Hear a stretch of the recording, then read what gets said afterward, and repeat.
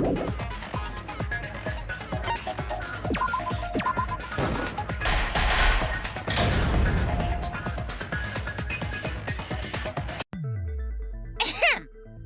then, let's begin with the basic explanation of the class trial. During the trial, you'll present your arguments for who the culprit is and vote for who done it. Vote correctly, and only the blackened will be punished. But if you pick the wrong person, I'll punish everyone besides the blackened, and that person will graduate from this academy. Also, refusing to vote will result in your death, so you better vote for someone. Now, let's get this crazy awesome to the max trial underway! I think we all know who the most suspicious one is. It's... Let's combine our power and work together, everyone! The person who's most suspicious is... Now lend me your energy, everyone, so we can catch the culprit! Because the murder happened during the magic show, the culprit can only be... Hi-ya! I'm in top form today! Tenko, why are you interrupting me? We can't have a good trial if you talk over me! Huh? I'm not interrupting you! Whatever you have to say is probably worthless anyway, because all males want to talk about is S.E. Himiko seems suspicious.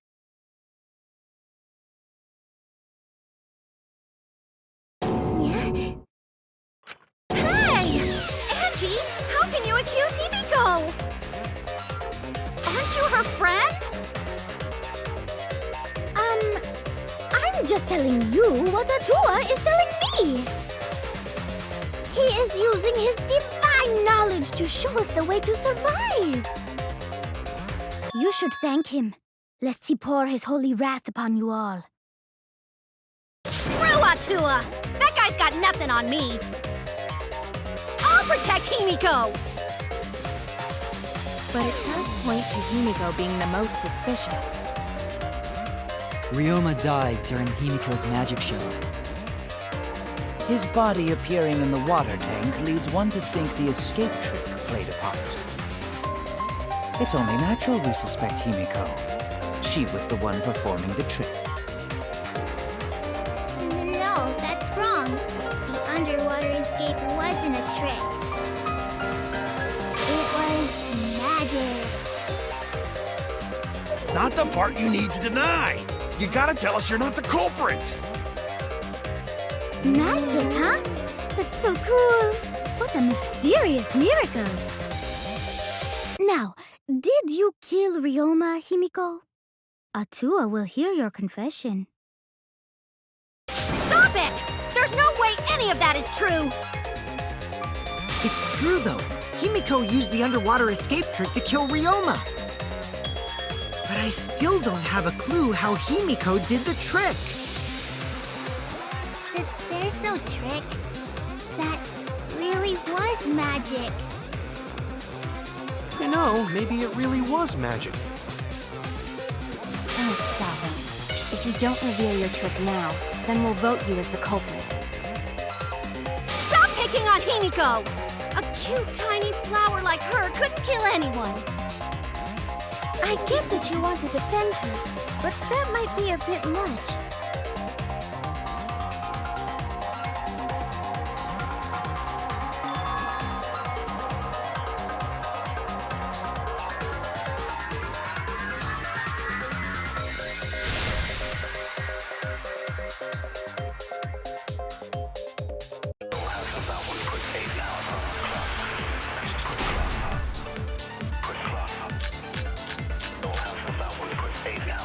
Atua has blessed me with an epiphany.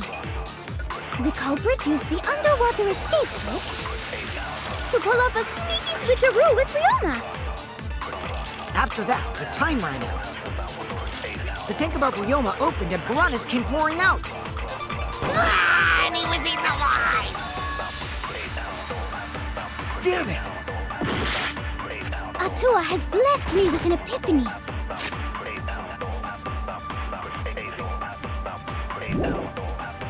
The culprit used the underwater escape trick to pull off a sneaky switcheroo with Riona. After that, the time ran out. The tank above Ryoma opened and piranhas came pouring out. And he was eaten alive! Eaten to bone by piranhas. Savage way to go. No, that's wrong. The underwater escape was no trick, it's magic. We heard you the first time, Titless. No one cares.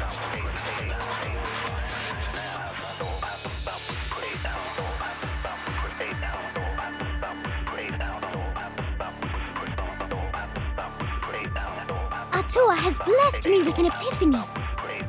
The culprit used the underwater escape trick to pull off a... After that, the time ran out.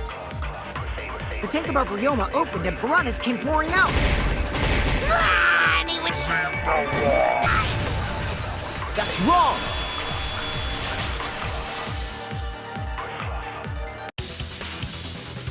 No, Ryoma's death was...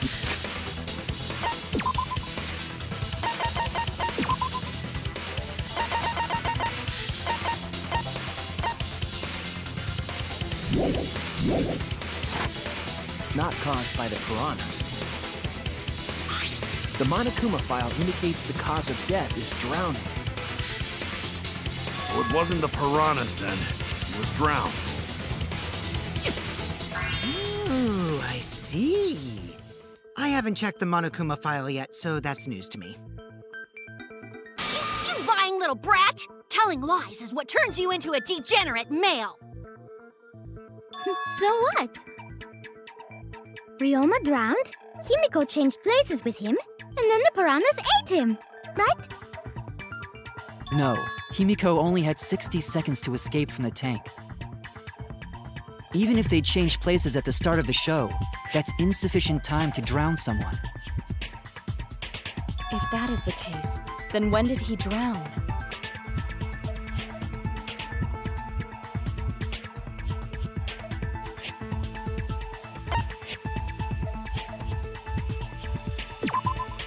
That's it!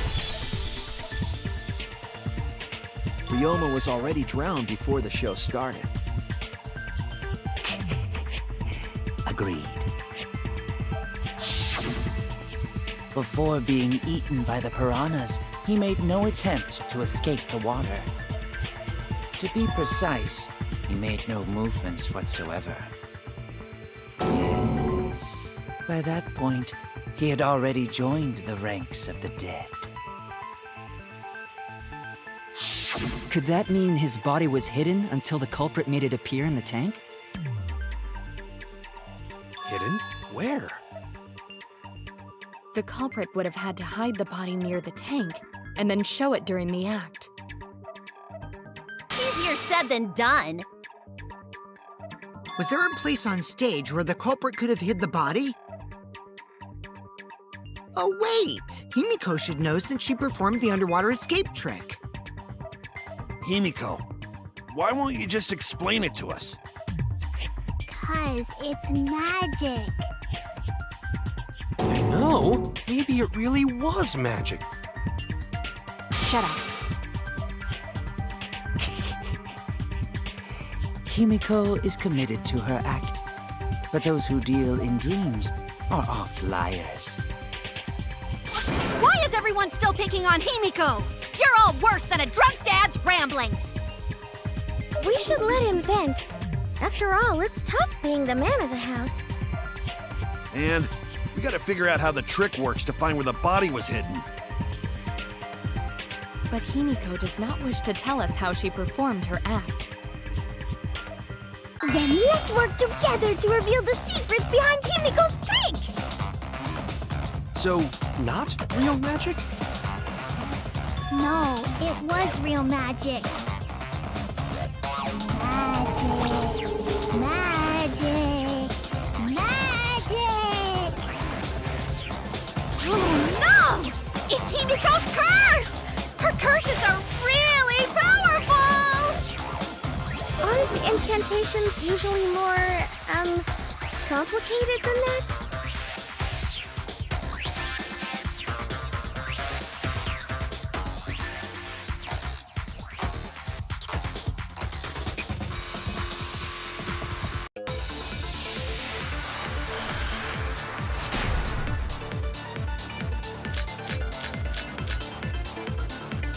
How did Himiko escape the water tank?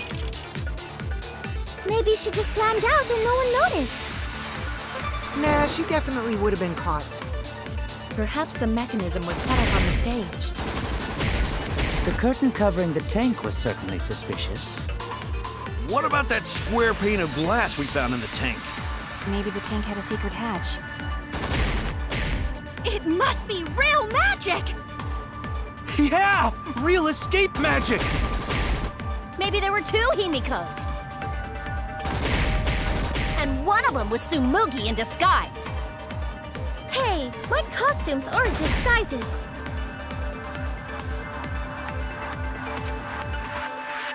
How did Himiko escape the water tank? Maybe she just climbed out and no one noticed. Nah, she definitely would have been caught. Perhaps the mechanism was set up on the stage. The curtain covering the tank was certainly suspicious. What about that square pane of glass we found in the tank? Maybe the tank had a secret hatch. I agree.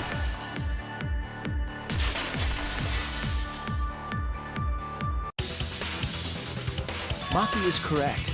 There was an escape hatch on that tank. I see. So it did have one. That's right. I discovered a similar tank in Himiko's lab. There was a panel on the side that could open. That was her escape. Mind over strength!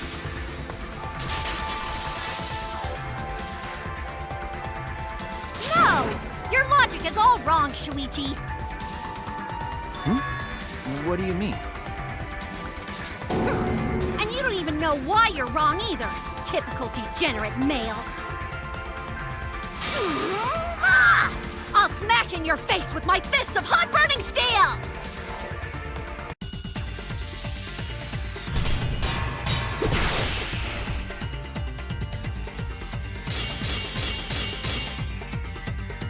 The side of the tank being open doesn't have anything to do with Himiko's escape. She didn't use an escape hatch. I know she didn't do that.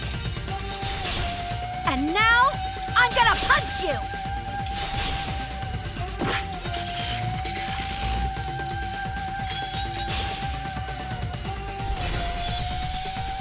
Wait a second. Before you punch me, what makes you so sure she didn't? Because if she escaped from a hatch in the tank, the water would have gushed out with her. There would have been water everywhere. That wouldn't be magical at all. The whole trick would be ruined. With that out of the way, I'm gonna punch you! Because if she escaped from a hatch in the tank, the water would have gushed out with her. There would have been water everywhere. That wouldn't be magical at all. The whole trick would be ruined. With that out of the way, I'm gonna punch you! Because...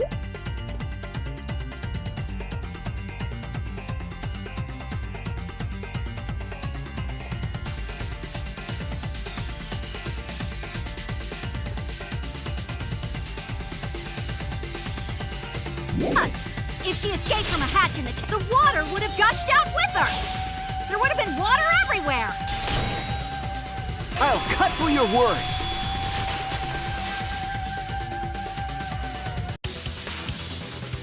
There was a reason the room wasn't flooded with water.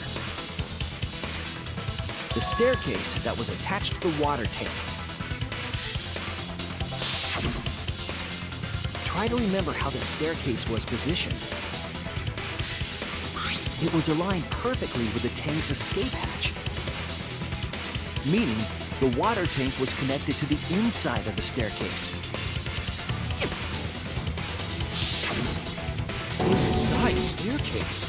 His body was in stairs? Knowing that, it's clear how Himiko made her escape from underwater. There was a curtain covering the tank during the performance,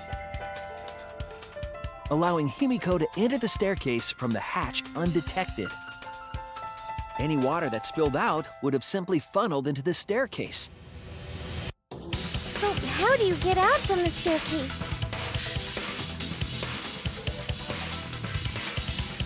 The staircase also has an escape hatch, one facing away from us. It's placed so that the water would not drain from the staircase. In which case, a person could exit and leave water inside the staircase. However, that person would be soaked, meaning that some trace should be left. That would explain why there was a puddle around the stairs. So when Himiko came out from the stairs, her wet clothes dripped water all over. Ha ha, bitch! Caught you soaking wet and red-handed!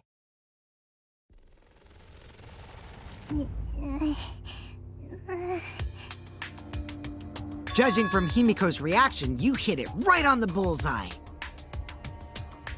But Himiko's clothes should have been wet when she left the water tank.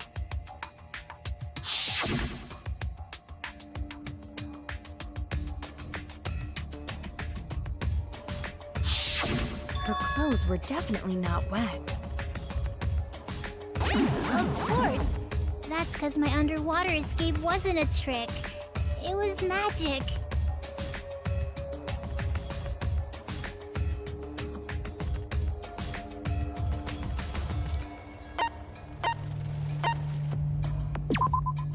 That's it! It's because she changed her uniform.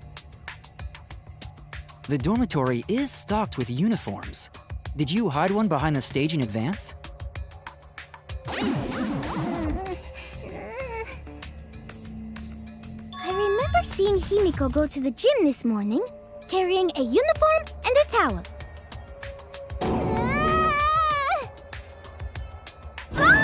Why would you say that? I see. She had a towel, too. She may not have had time to fully dry her hair. But her short hair and hat ensured we were none the wiser. Himiko can't get wet, because her body repels water! Huh? Like a duck? Himiko, come on, give it up already. Fine. You win. It's just like you said. The water tank and staircase both have mechanisms. So I was correct. But that doesn't mean I used them. I didn't need them, because I used my magic. Again with the magic crap. Were you dropped on your head as a kid? Now that we understand how the trick was performed, let us move on. Yes, let us proceed. Where did the culprit hide Ryoma's body? From our discussion earlier, his body could have been in the space inside the staircase. But that's where Himiko would escape from, right? So Himiko went in the stairs with the body? What kind of kinky shit is she into? That seems unlikely. There isn't enough space for two people to fit in there. Yeah, the stairs are pretty cramped. It'd be hard to fit even Ryoma and Himiko in there. Who says they went in together? She could have made the switch as she was leaving the tank. At the same time, she could have pulled out the body from inside the stairs. That way, she'd have room to put herself in there. See how easy that is? I think that explains how Himiko changed places with Ryoma's body. Wait a minute! Why did you automatically assume it was Himiko? Who else but Himiko could have done it?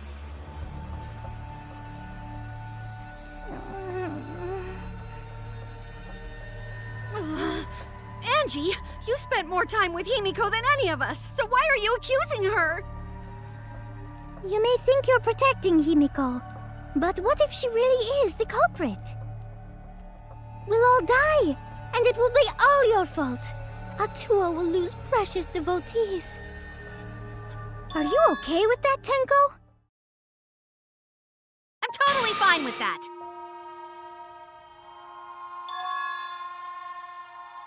I don't care what anyone says. Himiko would never murder someone. That's what I believe more than anything. I want to believe in her, no matter what. If I can't do that, then I'd rather just die. So until this body takes its final breath, I'm gonna keep believing in Himiko.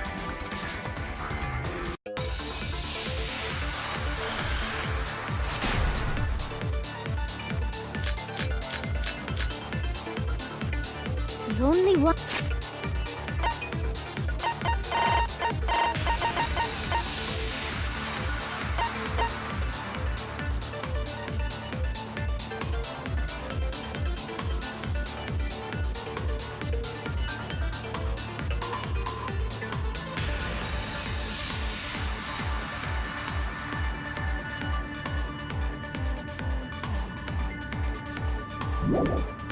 One who could have switched out Ryoma's body is Himiko herself.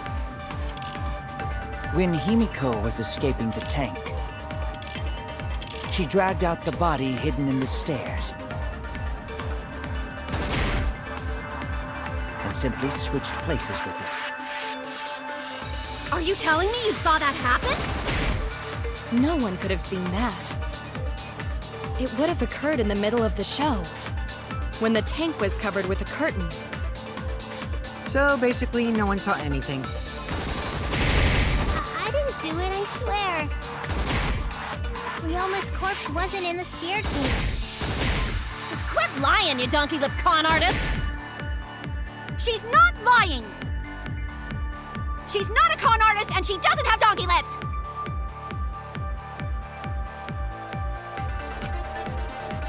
The only one who could have switched out Ryoma herself. When Himiko was escaping the tank, she dragged out the body hidden in the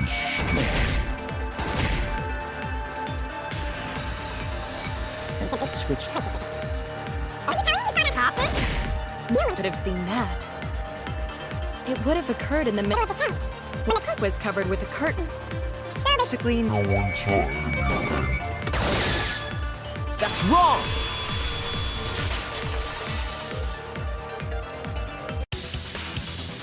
Someone did see inside the tank. It was Gonta. Gonta had climbed onto the stage and was looking into the tank from above. Isn't that right, Gonta? Yeah, Gonta saw down into tank, but saw no one in there. No one was in there? Yeah, no one. Guess that clue no good, huh? No, that's actually a great clue. Because if Ryoma's body was hidden inside the staircase, Himiko would have had to pull him out before she went inside. There certainly wasn't enough room in the staircase for both of them. But that means if the tank was empty when Gonta looked, Ryoma's body must not have been hidden in the staircase. What if they squeezed into that space with Ryoma's body to avoid getting caught? She had no need to worry about us witnessing her at that point. For the entire stage was hidden behind a curtain. To all but Gonta, anyway. Then the culprit never would have considered hiding inside the staircase with the body. Entering the staircase after moving the body is much faster, and seems more rational too. Then Ryoma's body was wasn't hidden in the stairs? Someone better say where the fucking body was hidden, or I'm gonna start cutting throats!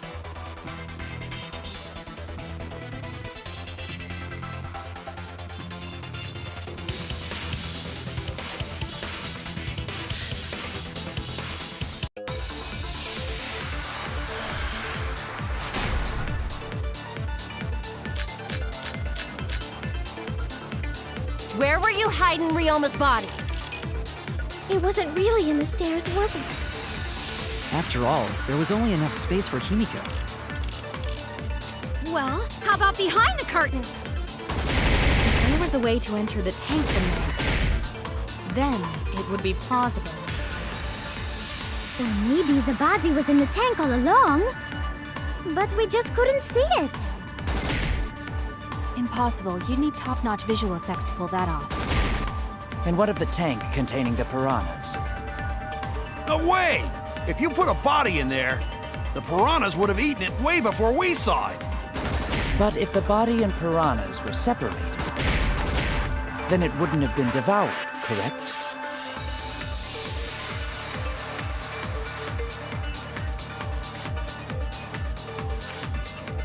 Where were you hiding Ryoma's body? It wasn't really in the stairs, was it? After all, there was only enough space for Himiko.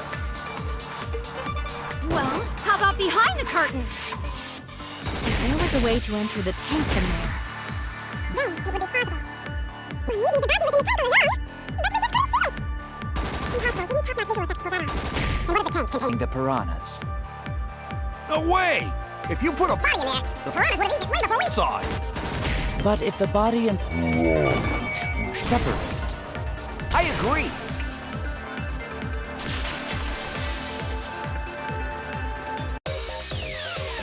Kyo's hypothesis is correct. The body and the piranhas were separated. This was accomplished using the square glass pane found in the tank. Just as I thought. using that glass pane as a divider, a safe space could be created in the tank. It is in such a space that the body could be stored, separated from the piranhas. Then that means Ryoma's body was hidden in the piranha tank the whole time! So Ryoma's body fell into the water tank with the piranhas? Gonta knew it! What is it, Gonta? Gonta was above stage when piranhas fall. That's why Gonta sees something no one else could. When piranhas fell, Gonta sees some big thing fall into water tank with them.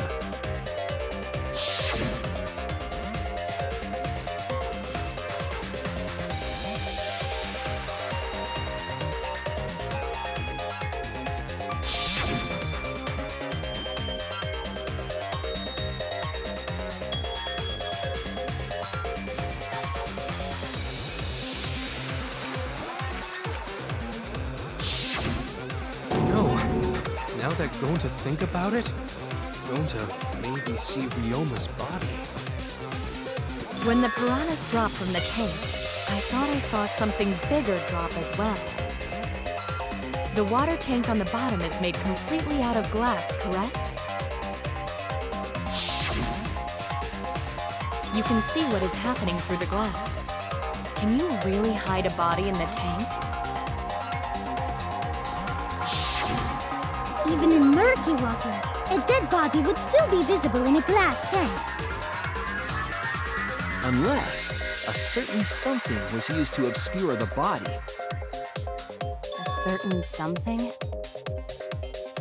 We all agree that the glass pane was used to separate the body from the piranhas, correct? Well, that method has the added benefit of hiding the body from view.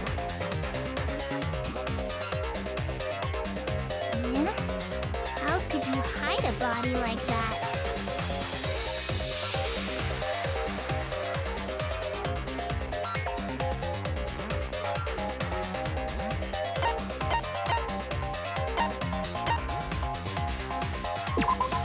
This is it! It was the piranhas. The piranhas were obscuring the body. Huh? The piranhas? That's right. Remember what Angie said during the investigation?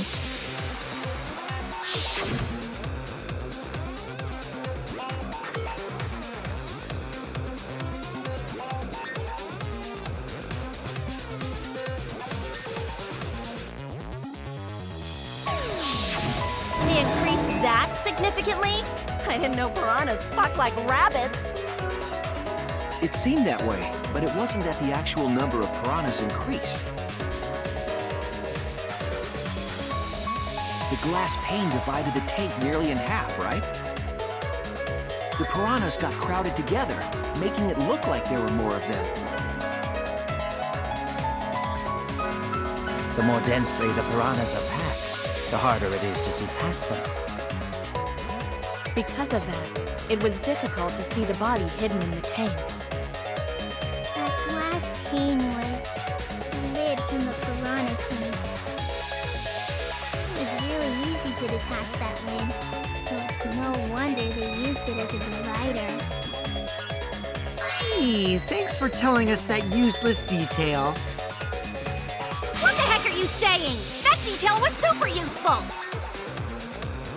Sure, the lid looks a little big, but if you set it diagonally, it would fit perfectly. Nice job, Himiko! Your explanation was awesome! This much evidence, it seems like the body was definitely in the piranha tank. Congrats, Himiko! Now there should be no reason for anyone to suspect you.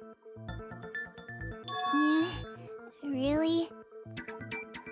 Yeah, because if you didn't switch places with the body, then you couldn't have killed him. It only means we now have other suspects. You are not cleared of suspicion just yet.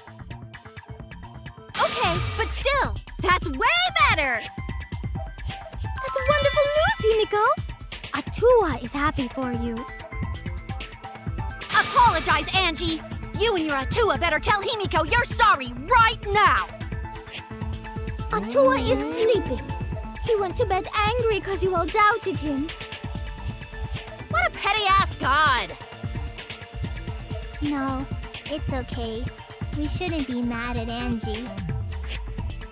We should be mad at this class trial, at this killing game. Oh, Himiko! Bless your sweet, kind heart! That's what Atua said anyway. What? It's too bad that the handsome god went to bed angry, though. Himiko's still brainwashed! But I'm not giving up just yet. This is gonna be a breeze. Great, now what are we gonna do? We're back to square one. And why are we back to square one? Because any of us could still be the culprit. Jeez! You flunked out of Tard School or something? Nuh-uh, not everyone. We can narrow it down to whoever doesn't have an alibi yet. Eh? What alibi? I guess I should have known a dumb whore pig like you wouldn't understand. So let me explain. Who you calling a dumb pig? If there's this much evidence, then there's no mistake the body was hidden in the piranha tank. But for someone to plant the body in there with such limited time is pretty tricky.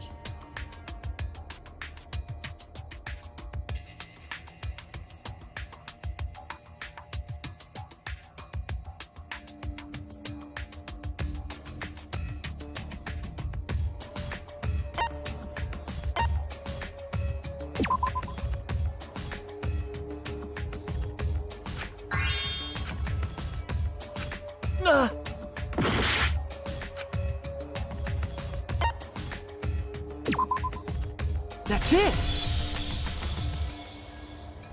It was done yesterday, before nighttime.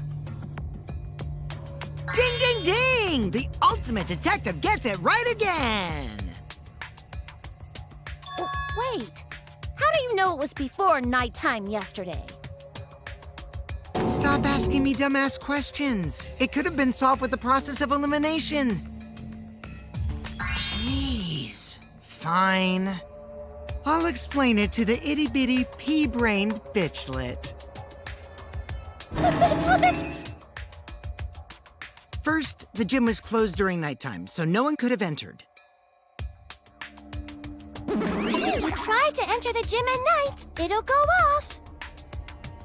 You talking about my butthole? No, she means the alarm! After nighttime passed, morning came. But hiding the body before the show was... Impossible! Himiko and I were waiting in front of the gym before the morning announcement. Which leaves only one possibility. It was done before nighttime yesterday. Anyone who doesn't get this is just as stupid as the whore bitchlet over there. So the culprit placed Ryoma's corpse in the piranha tank before nighttime yesterday? Which means he was also killed during that time frame. Yay! Now we know what time the crime happened, right?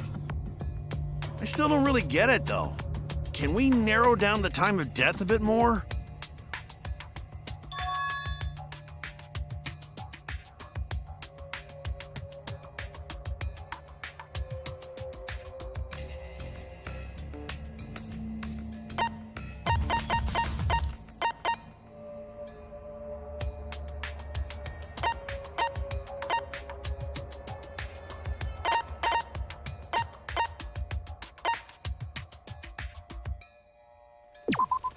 This is it! If we can find out who last saw Ryoma alive, we can narrow down the time of death. Kirumi, you were asking everyone when they had last seen him, right? Yes, Gonta was the last person who saw Ryoma. What? Really? And when was the last time Gonta saw Ryoma? When Gonta was inviting everyone to insect meet and greet, so... Gonta think that was maybe 8 p.m.? If he was last seen at 8 p.m. and was killed before nighttime officially began, Then we can assume the crime took place between 8 o'clock and 10 o'clock at night. So all we must do is find someone with no alibi for that time period, yes? Simple enough. After all, most of us were detained by Gonta then. If I recall correctly, the only people that weren't there besides Ryoma... That would be the four of us. Myself, Kaito, Mew, and also Maki. Wow, Kirumi! You would tell the truth, even if it screwed you over. I do this for everyone. It is my duty to unveil the truth, so I do not care if people suspect me. Ah, beautiful! Your spirit of self-sacrifice is just too beautiful! I will also say this. The crime took place between 8 and 10 o'clock at night, and I was at the gym during that time. But I was only there for about 5 minutes. Why would you even say that, though? You're tying a noose around your neck, you know. I don't care if it was 5 seconds. It's way too suspicious that you were alone in the gym. I think the cleaning lady here is the culprit. You killed Ryoma, didn't you? It's too soon to tell. We should hear what everyone has to say, right? Fuck that noise! but Mew, you don't have an alibi for when the crime occurred either, do you? You think I'm suspicious? I don't even know where the gym is! Doesn't telling such obvious lies make you more suspicious, Mew? The other two without alibis are Kaito and Maki. Let us hear your testimonies. I was in my research lab the whole time. I didn't go to the gym. But that cannot be proven, can it? What about Kaito? Only murderers grow out creepy facial hair like mustaches and goatees. What? My goatee's not creepy. It gives me a glamorous celebrity vibe. Anyway, among those four, the culprit must be the one who doesn't have an alibi. I apologize, but given the circumstances, we have no choice but to suspect you. Suspect who? Who's the culprit? Wait up! Why are you guys suspicious of me? I've been helping the whole time! Oh, wait. I remember now. I do have an alibi. You will see whether or not I am suspicious as the trial progresses. I'm not Way the I'm the culprit. culprit!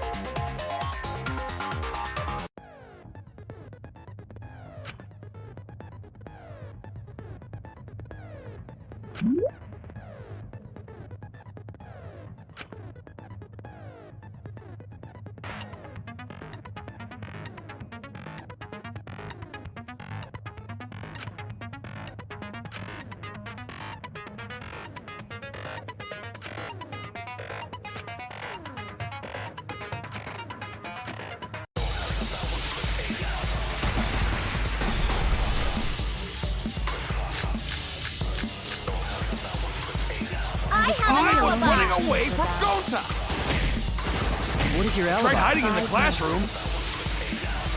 When I was running from I even tried hiding in the girls' bathroom. Things got a little heated to catch my pervert. Filthy male pervert! What's Monkey's alibi? Then right before nighttime, I got tired and fell asleep. Did you really leave the gym at 9 p.m.? I was Are in my you room for sure 12 you did not hours. stay at the gym? No, in my own room!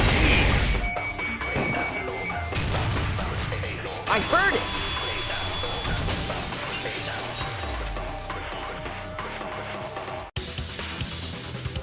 No, I think Hirumi is telling the truth. Kokichi's story proves it.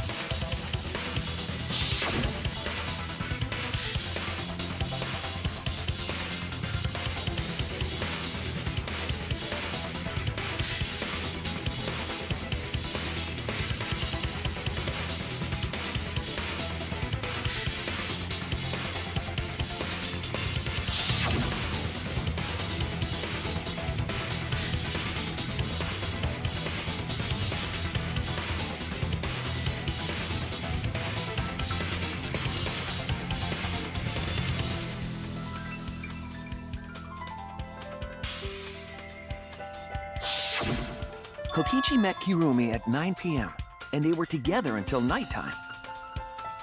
Gonta went to the gym to catch Himiko and Angie 5 minutes before 9 o'clock. After I left Gonta's lab, I ran into Kirumi. I'm pretty sure Kirumi stayed at the gym 5 minutes till 9 o'clock. This information could have been told to us beforehand. Sorry, forgot. I definitely didn't keep it a secret to make the trial more interesting. Forgot? It seems far more plausible that you were telling another lie. Unlike robots, we meatbags can't pull out our memories from our hard drive. Was that supposed to offend me? Your irrationality fills me with pity. If I am the culprit, that would mean I killed Ryoma within 5 minutes, transported him to the gym, and hid him in the piranha tank. This seems highly unlikely. If you called Ryoma out to the gym and killed him there, you wouldn't need to move him. All you would have to do is hide him in the piranha tank. Gonta was in the midst of heading to the gym to capture Angie. Are you claiming I took advantage of that and called Ryoma for a rendezvous at the gym? That'd be pretty difficult. We should probably look at other possibilities. Maybe someone snuck into the gym while Kirumi and I were busy talking. The only ones capable of that are the other three with no alibis. Mew, Kaito, and Maki! Ah! You're including me, too? but there's actually one person we can rule out of the suspects list. Right? There's one person who's totally not suspicious. Say who it is already.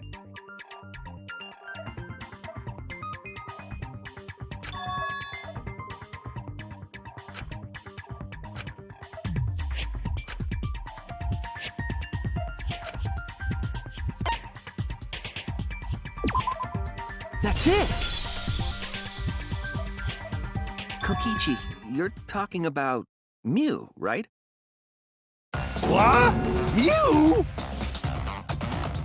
Yeah, you can take her off the list. She actually has an alibi. Booyah! Suck it, nerds! Wait a sec. Since when does she have an alibi? If you compare everyone's statements, there's no other possibility.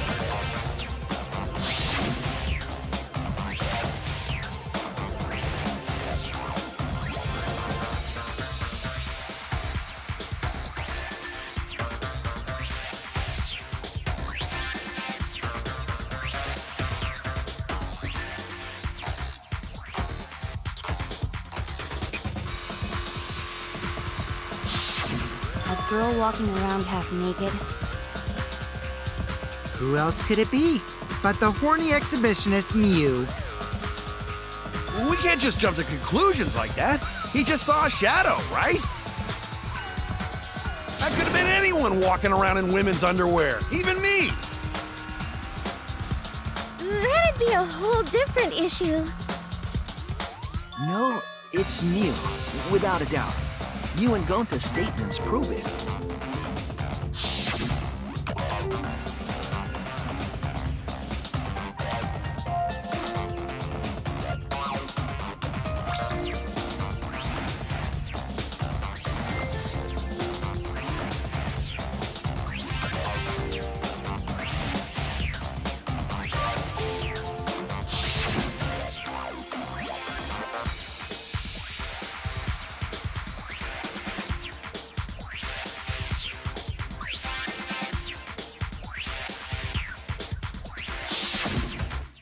I see. It sounds like Gonta got an eyeful, What? Why the heck were you in your underwear, Mew? Well, 'cause, I'm Pretty stacked, so... I figured I'd take my clothes off so Gonta would be too flustered to touch me. That's my story, and I'm sticking to it, you cockroaches! Anyway, I think the blood rushed to both of Gonta's heads because he got super embarrassed. Mew was in her underwear, and Gonta got weird feeling. So Gonta ran away. Well, when you got the body of a goddess, it's only natural to want to flaunt it. I show my panties to the boys all the time. And I mean all the time. So you're welcome, Gonta. Think of me during your next tug session. Most of that was unintelligible nonsense, but it would seem that Mew has an actual alibi. Yep, it took a while, but at least we got everyone's alibis cleared up. We should remember all of this in case we need to recall these events again.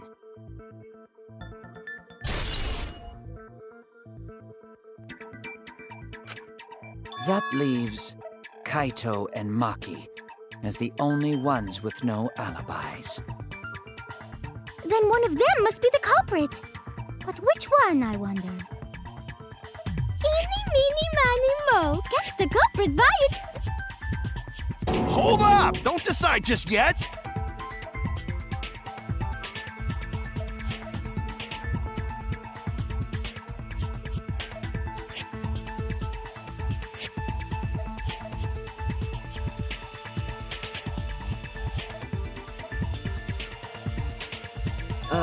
Maybe we should determine the sequence of events. The culprit No, we should do something more fun.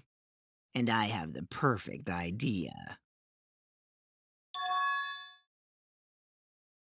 We narrowed it down to 2 people, And one of those two is the culprit, right?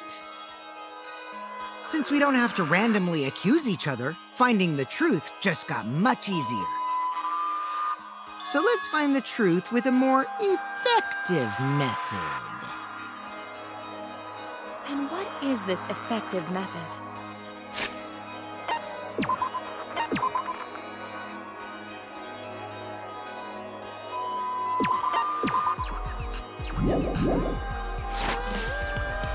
If one of them is the culprit, then the innocent one should know who the guilty one is. Yeah? Because if you know you're not the culprit, then you can just accuse the other person. Yes, that is true. Which means there is one person among us who definitely knows who the culprit is. To that someone who knows, do your best to convince us. Work harder. Work harder? Have the two argue for their innocence. That's how we'll decide our culprit. Even if we did that, wouldn't they just pass the blame back and forth? And... Huh? You guys talk about cooperation and teamwork, but you're all afraid. You're too scared to point your fingers at others, so you hide behind the word trust. How do you expect to find the culprit when you're all worried about each other's feelings? If you're planning to expose a liar, then you have to corner them psychologically. Only then will they reveal their true self as a liar, hiding beneath a layer of deceit! If we want to find the liar, I suggest that the two suspects argue against each other. No more pointless deductions. All we need is for them to fight for their lives. So let's host an argument that's totally not boring but super fun! We'll catch the culprit in their lies when we find a contradiction. We'll scare the culprit until they screw up! That's how a true class trial works. Right, Monokuma? A development like that would liven things up a bit! Yep, I totes agree. You're agreeing with Monokuma? Just whose side are you on? I'm on your side. I don't want to die either, you know.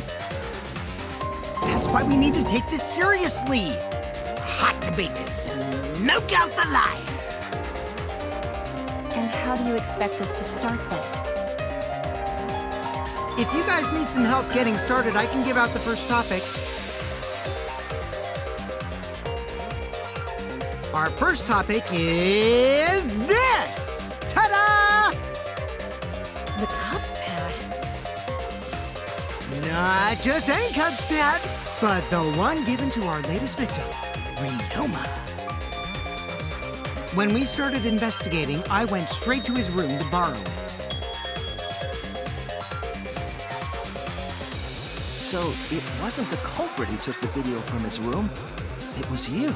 And the reason why I brought it out just for this occasion is... because one of these two had Ryoma's motive video. Dun dun dun! One of these two had it?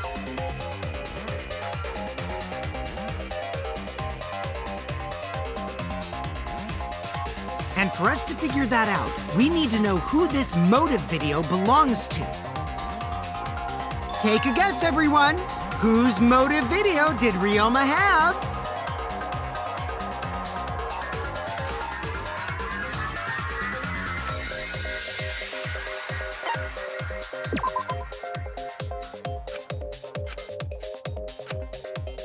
Damn it!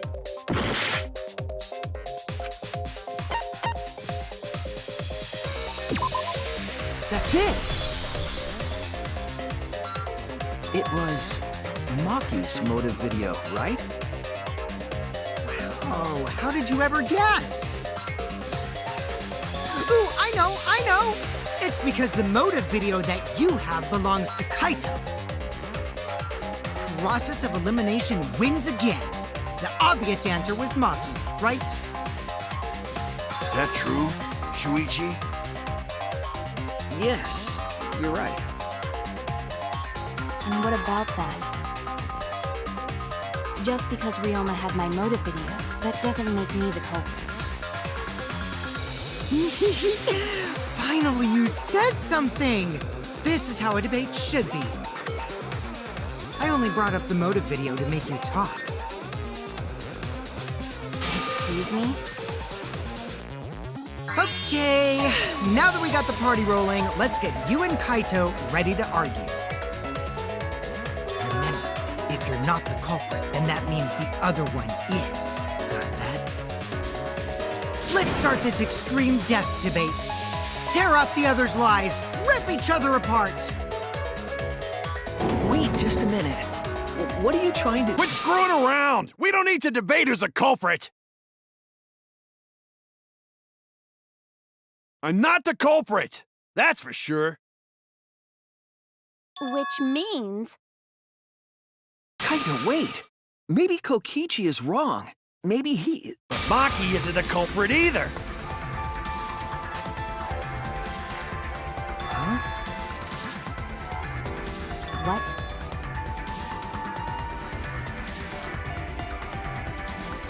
Huh? Really? You're saying neither of you are the culprit? Then what would be the point of this whole debate? Who cares about that? All I know is that neither me or Maki are the culprit. It's just a hunch I've got. Hunch? Are you being serious? You do know all our lives are on the line here, right? And you're betting our lives on just a hunch? You don't get it. This isn't just any hunch. This is an official hunch from the Kaito Momota, Luminary of the Stars. What? How illogical. This is even more difficult to comprehend than Kokichi's antics. You're totally not serious. You can't be that stupid, right? No, he might actually be that stupid. Damn idiot! A two-a-damned idiot! Hey, don't call me an idiot! Anyway, me and Maki aren't the culprit. There's no doubt about it. I believe in Maki. You what? You believe in her? But based on what? Huh? I don't gotta base it on anything. No matter where the clues point. In the end, the only thing that matters is what I believe, right? Whether I believe or not. Whether I want to believe or not. That's the only thing that matters. So, you do not have any evidence? Only baseless conjecture. But I totally get where he's coming from. Because I want to believe in Himiko, too. Wanting to believe in someone is a beautiful act, yes. However, it is a sentiment that has no place in a class trial. He's an idiot after all. It's okay to be idiot, as long as you believe in people. Guys, I said don't call me an idiot. It really hurts my feelings.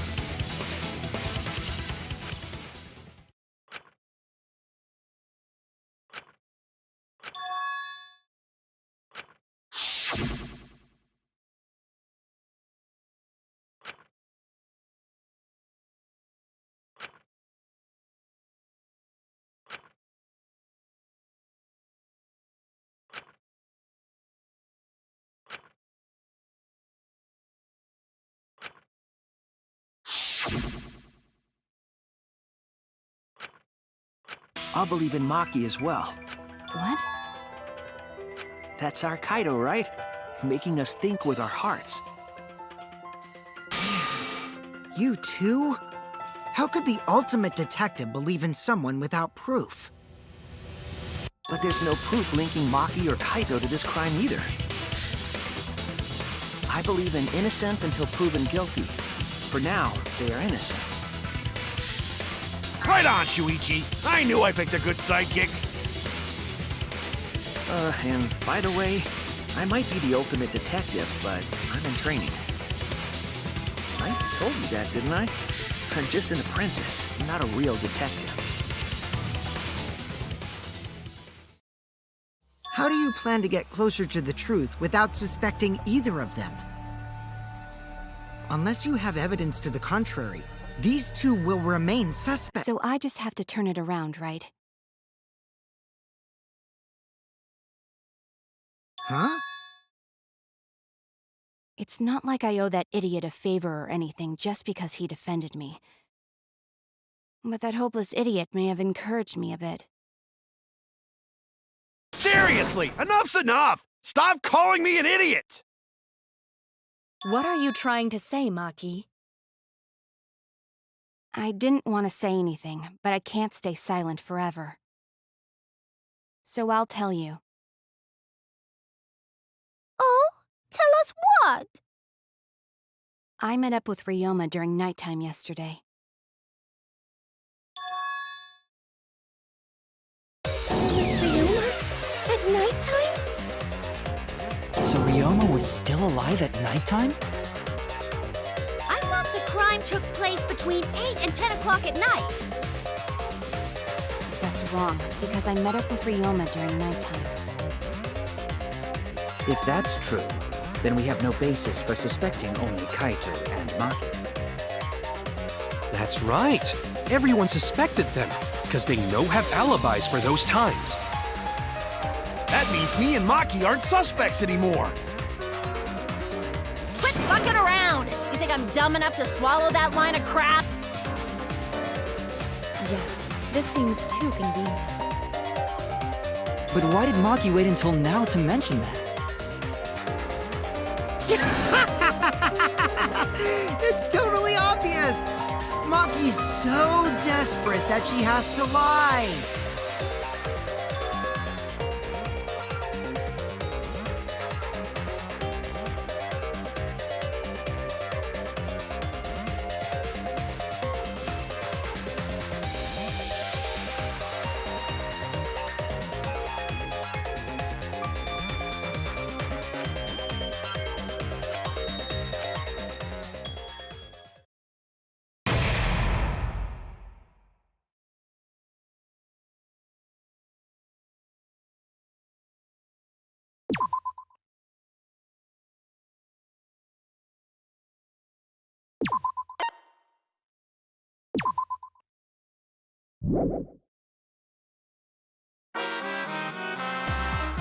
Now then.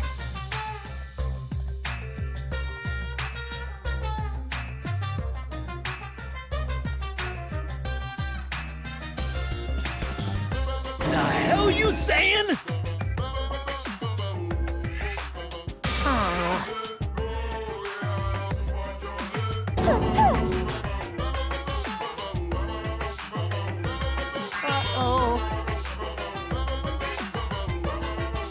Yeah.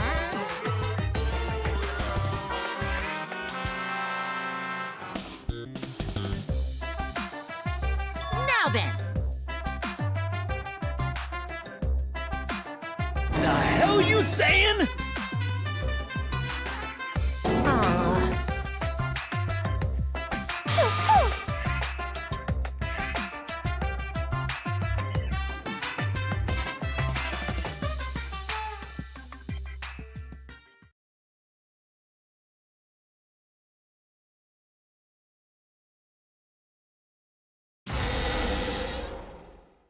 Another shocking truth revealed.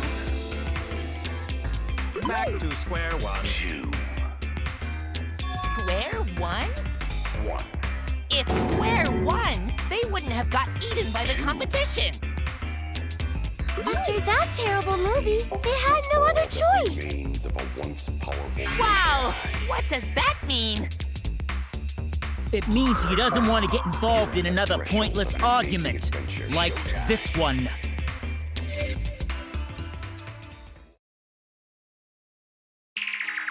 We shouldn't listen to anything Maki says. She's just gonna throw out more lies.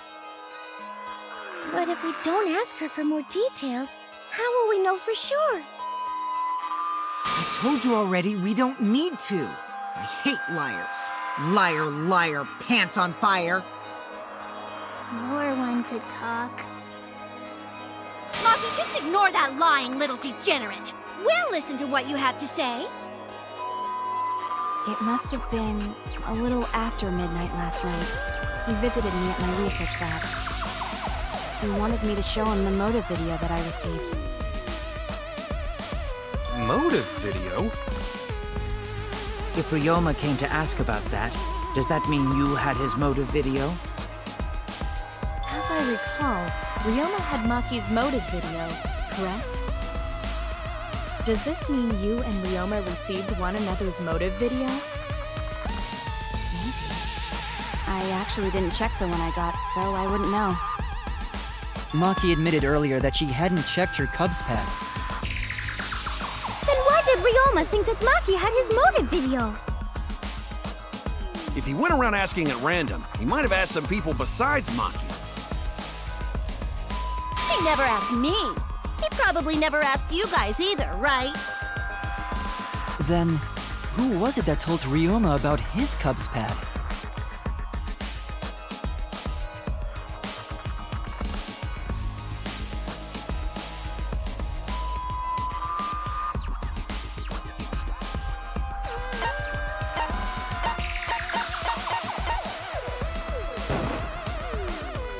It's you! That would be Kokichi.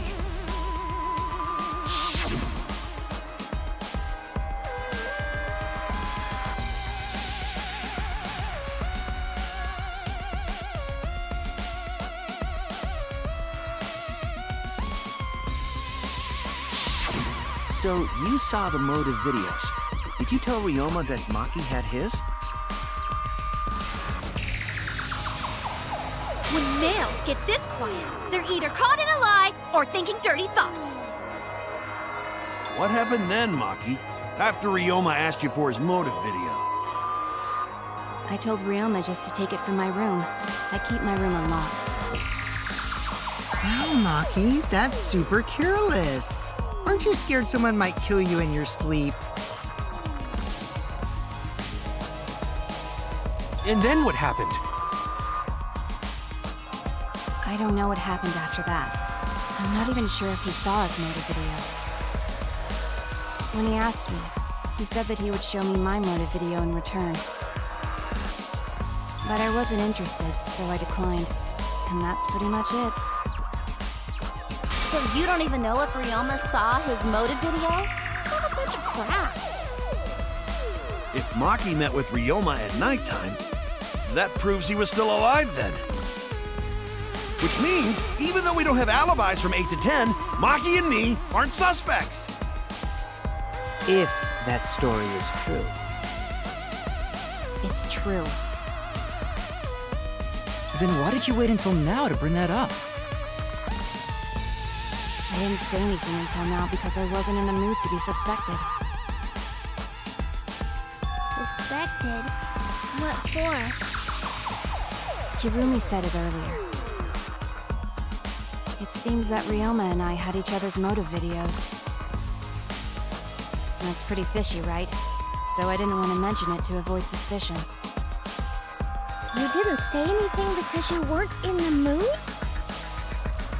It is quite selfish to keep this information hidden because you were not in the mood. Well, whatever. Either way, let's just believe Maki. Yes, yes! Those who believe shall be saved! No, we need to wait. There is still more to confirm. Well then, why don't we ask Kokichi? Huh? What now? You never answered my question.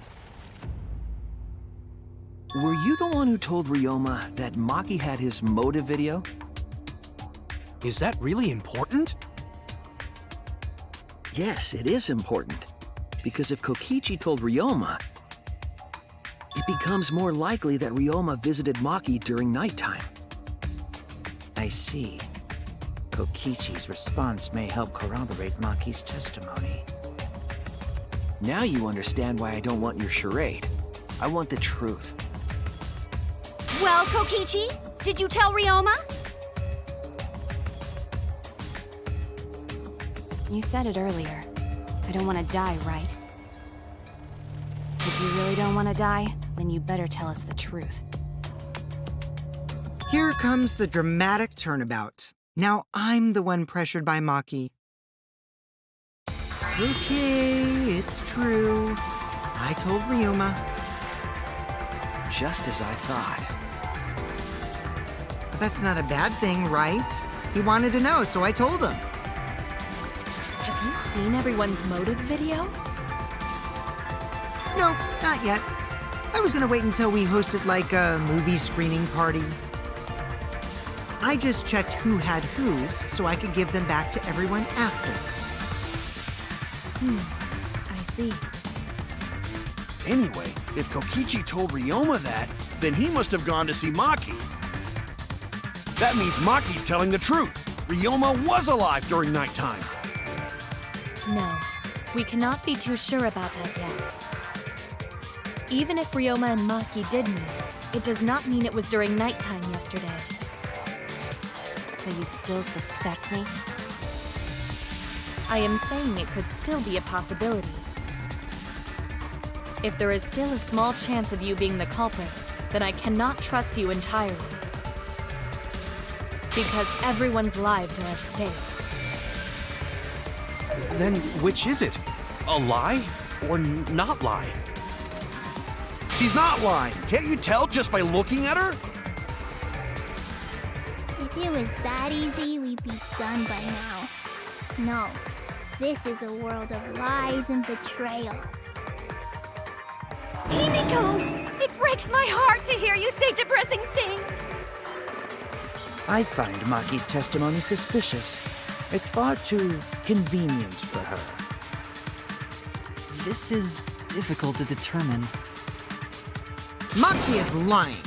Like I said before, a liar like me knows their own kind.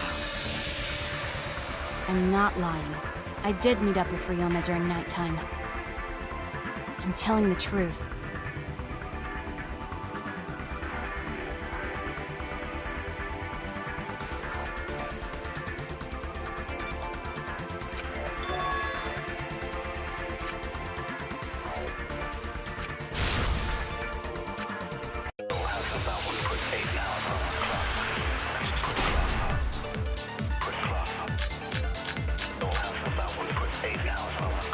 I met with Ryoma the previous night. What a load of crap! Maki only see Ryoma at night? Yes, I didn't meet with anyone else. Did anyone see those two together? Surely they would have come forward already.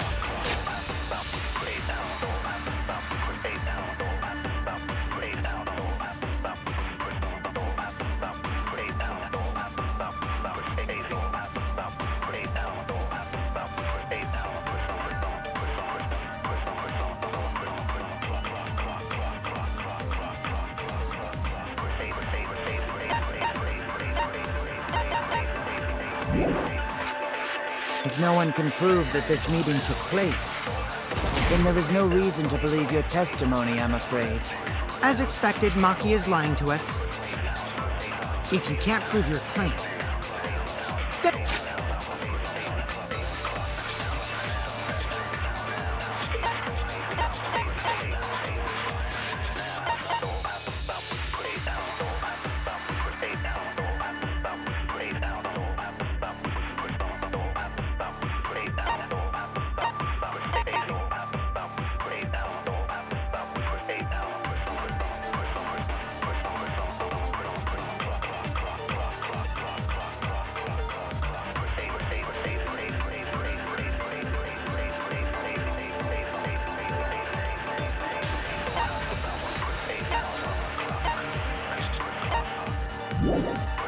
And it's the same as an outright lie!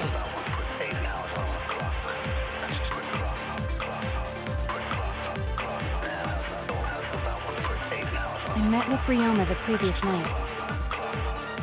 What a load of crap! Maki only see Ryoma at night? Yes, I didn't meet with anyone else. Did anyone see those two together?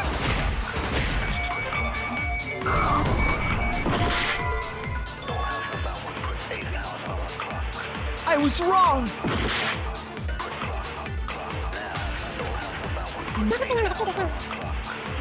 What a load of crap! Did together? Sure, they would have come forward already.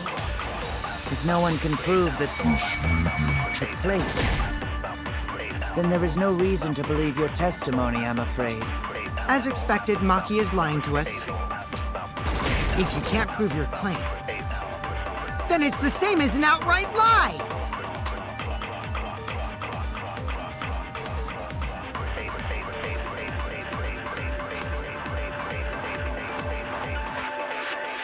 I met with Ryoma.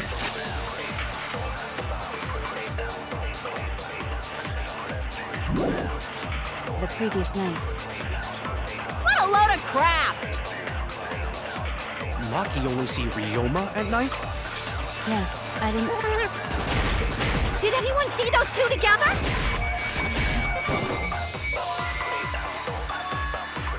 I was wrong! I met with Ryoma the previous night. What a load of crap! Maki only see Ryoma at night? Yes, I didn't meet with anyone else. Did anyone see those two together? Surely they would have come forward.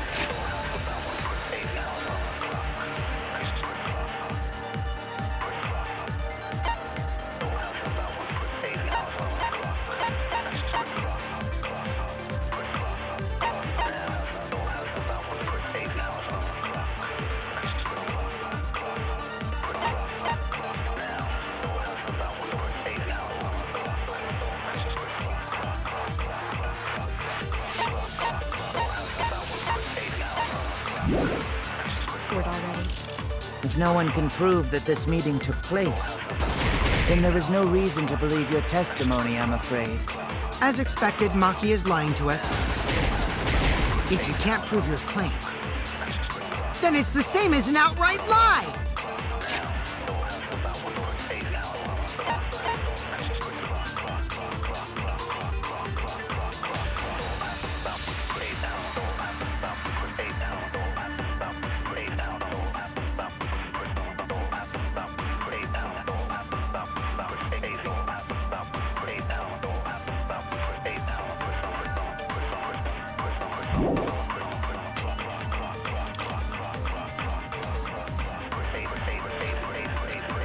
I met with Ryoma the previous night. What a load of crap! Maki only see Ryoma at night? Yes, I didn't meet with anyone else. Did anyone see Surely they would have come forward already. If no one can prove But this...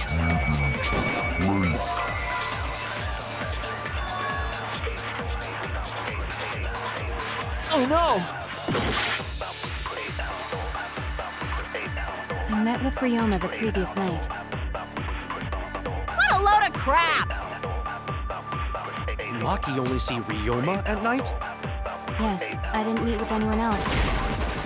Did anyone see those two together? Surely they would have come forward already. If no one can prove... Yes. I'll reveal the truth! I might not be able to prove they met, but I can prove Maki wasn't alone. Oh? Please explain. Well, Kaito and I train together every night. And yesterday, because of the insect meet and greet, we started late. Huh? Ah, Kaito, don't worry. You don't have to say anything. Anyway, we were doing some frog squats on the school stairs when we heard two people talking. People talking? We knew one of them was Maki, but we couldn't pick out the other one. But now that I think about it, it must have been Ryoma. What? Yeah, maybe. That was probably around midnight. Wait a minute! If you heard their voices, then that means... So Ryoma and Maki did meet up. No, hold up! Why'd you sit on that info for so long? Because until just now, I didn't think it was relevant. I had no reason to bring it up. Now, we don't know if Maki was really talking to Ryoma, right? That is true. If I knew for certain, I would have said so sooner. But considering the circumstances, I can't imagine it being anyone but Ryoma. None of us were talking to Maki last night, correct? So it must have been him. And nobody say you suddenly remember talking to Maki. It's way too late for that. And you two did not confirm who Maki was talking to at the time? If I overheard a conversation in the middle of the night, I surely would have checked. We are still part of a killing game after all. Whoa, chill out. Why the scary face? That was my bad, but it's not really manly to eavesdrop, you know? I wouldn't do something so uncool. Anyway, I know that we heard those voices. Maki is not lying. Then Gonta will believe friends. You're gonna believe him? Just like that? But Shuichi has no reason to lie. Yes. If his lie leads us to the wrong culprit, he will join us in eternal sleep. Unless he wishes for death, we should be able to believe him. That's right. You can believe me. Yeah, you're right. I'll believe him too. Belief shall set you free! I'd be so surprised if Shuichi was a liar, especially after we believed him for so long. We wouldn't be able to trust anyone anymore. Well, it's not like he's lying anyway.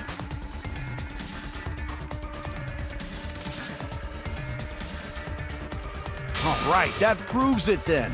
Ryoma was still alive during nighttime. In other words, me and Maki aren't suspects anymore. But I guess that means everyone's alibis no longer matter, yes? So, everyone is culprit again? So, we're right back where we started. What a pain. However, it should be clear now that the crime occurred after nighttime began. But then when was Ryoma's body placed inside the piranha tank? Well, the gym is locked at nighttime, so it must have been the next morning, but... That's not possible. Himiko and I were at the gym, remember? So did we fuck up by thinking the body got stuffed into the piranha tank? I don't think so. We have evidence to prove that's what happened. Then when did the culprit throw the body into the piranha tank?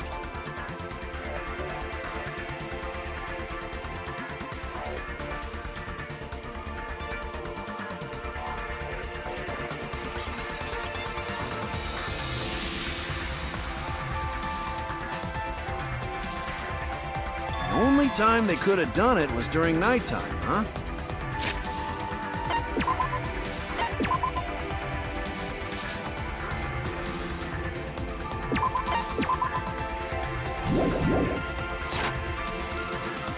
Did you forget the gym's not open at nighttime, Dick Cheese?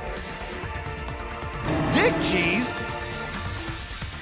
But that's the only possibility, because by morning we were already at the gym. It may be possible they slipped by without you noticing. No one can slip by me. I'm known far and wide as the snoozing sorceress. What a terrible title for a guard. Are you positive that you did not see it? You cannot enter the gym at nighttime. Himiko would have seen it. She might strike out, but she always keeps her eye on the ball. I don't even play baseball. But we can't disobey school rules, right? The body was probably moved in the morning. Calm down, everyone! Gonta sure if we discuss disagreement. I see through your arguments. Disagreement? What? A disagreement? You mean you're split down the middle again? Then the Ultimate Academy is proud to present its very own more phenomenal trial grounds! Yippee! We've been waiting for this! Jeez, we gotta do that whole crazy thing again?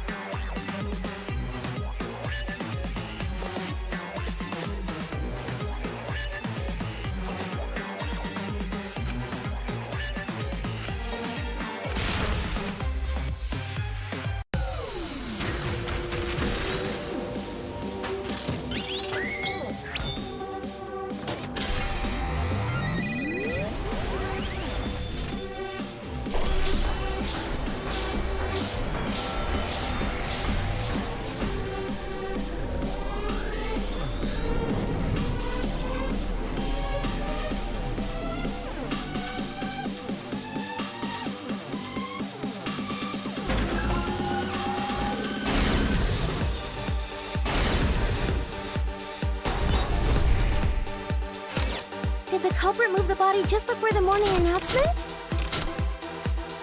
Is it not possible you simply missed the culprit? Remember, the rules state that you can't enter the gym at night. The piranha tank is too far from the gym's entrance. But pool next to gym also off limits. Maki! Entering the pool at night's what's off limits, not the pool area itself. But should we trust Maki's testimony in the first place? Tenko! It's okay, because we have Shuichi's testimony too. Did the culprit move the body just before the morning announcement? Did the culprit move the body just before the morning announcement? Angie! I was in front of the gym with the others, before the announcement. Is it not possible you simply missed the culprit? Himiko! We were right in front of the door. There's no way we could have missed them. Remember, the rules state that you can't enter the gym at night. Kaito! Rules probably don't apply to corpses, you know. The piranha tank is too far from the gym's entrance. I got this! You might be able to reach the tank from the window above the stage. But pool next to gym also off limits at night. Maki! Entering the pool at night's what's off limits, not the pool area itself. But should we trust Maki's testimony in the first place? Tenko! It's okay, because we have Shuichi's testimony too.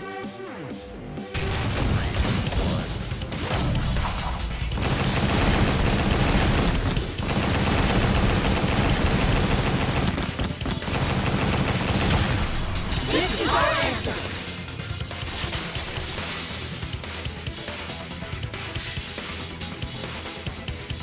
It's true that you cannot enter the gym at nighttime, but a corpse could. I am positive that the window was how the culprit moved the body. That window's higher than the piranha tank, and it's pretty close by. The curtains might have been closed, but the window was open the whole investigation. That means it was certainly possible to put the body in the piranha tank from the window. However, I'm also positive the pane dividing the piranha tank was set up beforehand. That certainly couldn't be tossed in. It would need to be placed carefully. Even if the culprit were to throw the body from outside the window, the window is far too high. It cannot be reached from the floor. Ryoma was small. Gonta could have chucked him easy. Yes, but Gonta wouldn't do that. Gentlemen not chuck dead bodies. Being a gentleman has nothing to do with it. I know! They used the ladder in the gym! You tested it out while you were investigating, Shuichi. That ladder reached the window, right? So the culprit just needed to put the body through the window to pull it off, right?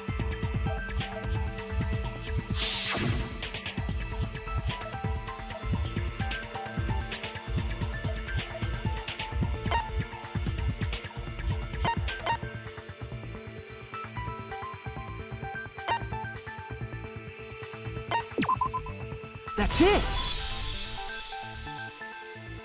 The only reason the ladder reached the window was because it was on the stage.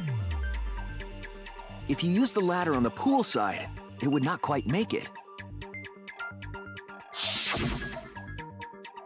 The ladder could barely reach the window when it was on the stage.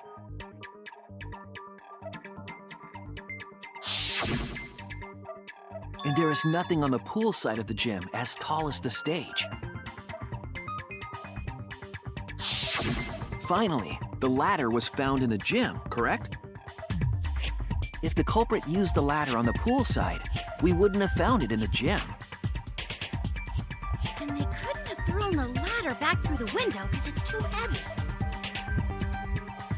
Then Gonta used his tard strength to throw the ladder or the body or something. Gentlemen not throw dead bodies or ladders. The body could not have been thrown into the piranha tank to begin with. It would need to be placed carefully to prevent the glass pane from shifting. Got it, Musclehead? Even if we injected tons of steroids into you, it'd be impossible! Sorry, you're right. You didn't need to apologize, Gonta. How the culprit moved the body from the window. Ha! You guys don't even know that? What a bunch of dimwits. Do you have the answer then? But of course. Tell him, Shuichi. Blow them all away with the truth. I actually don't know that yet. What? The culprit definitely moved the body through the window, but I don't know how. Seriously? Serves you right! You just made a fool out of yourself after acting all high and mighty! Dudes just need to shut up and take their licks! What are we gonna do, Shuichi? We gotta figure this out or we're done for. Hey, you gotta do something, Shuichi! I know. I have to do something, but...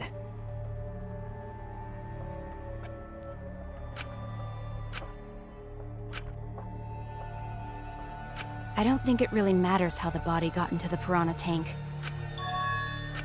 Gonta thinks it matter. We won't know culprit's trick unless we figure out... We're getting sidetracked. It doesn't matter how it was done, just who did it. We shouldn't focus on where we found the body.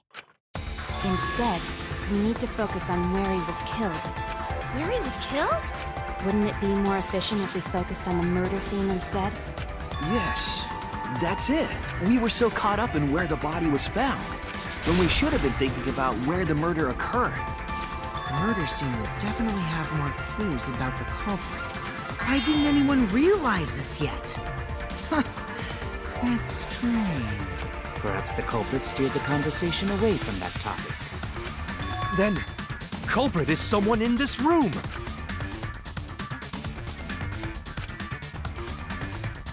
Well then, let's discuss the crime scene to figure out who the culprit is. That's not a bad idea for a robot. The last time I heard such a good idea was when Nino told me to move in with her under the bridge to get out of the pool. Himikawa under the bridge?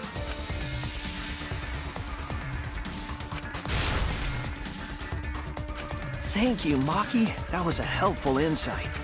I can't believe you didn't notice that. I guess that's why you're still an apprentice.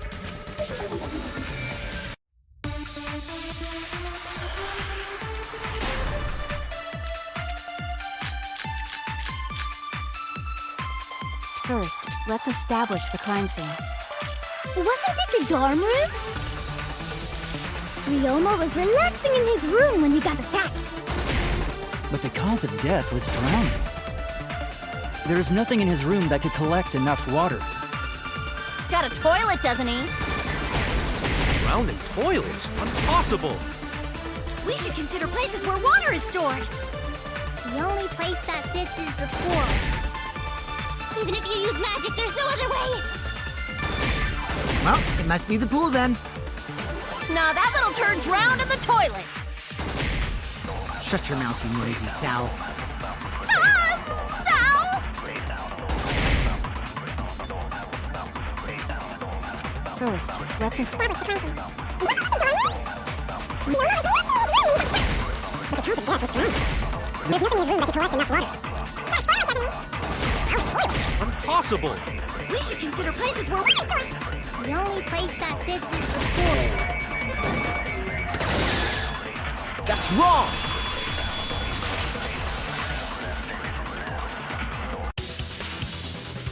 The pool could not have been the scene of the murder. Ryoma was killed at nighttime. No swimming is allowed at nighttime, so a living person could not have gone in.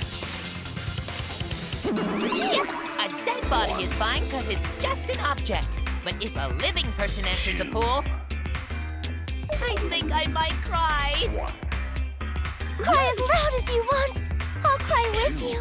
We can spend the night together crying. In the morning after, I'll write goodbye on your mirror in lipstick before I quietly leave.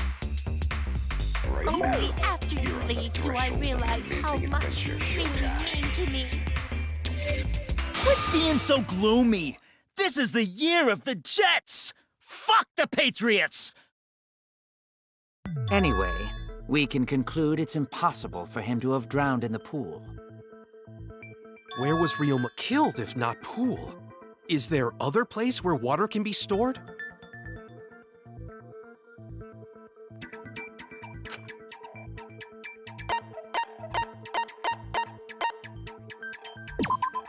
This is it! The sink in Ryoma's lab. There were distinct scratch marks on it. Scratch marks on the sink? And I believe those scratches were caused by...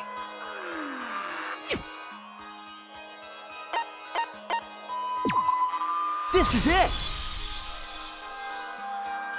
the handcuffs. They were scratched as well, correct? Oh yeah, sort of looked like they'd been scraped against something.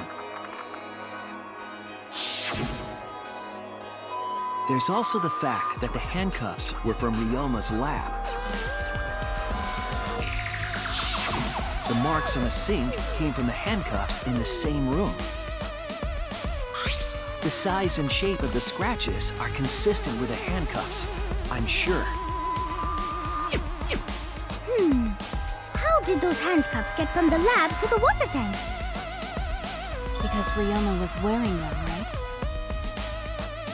Yes, though they were only visible for a brief moment when Ryoma appeared in the tank.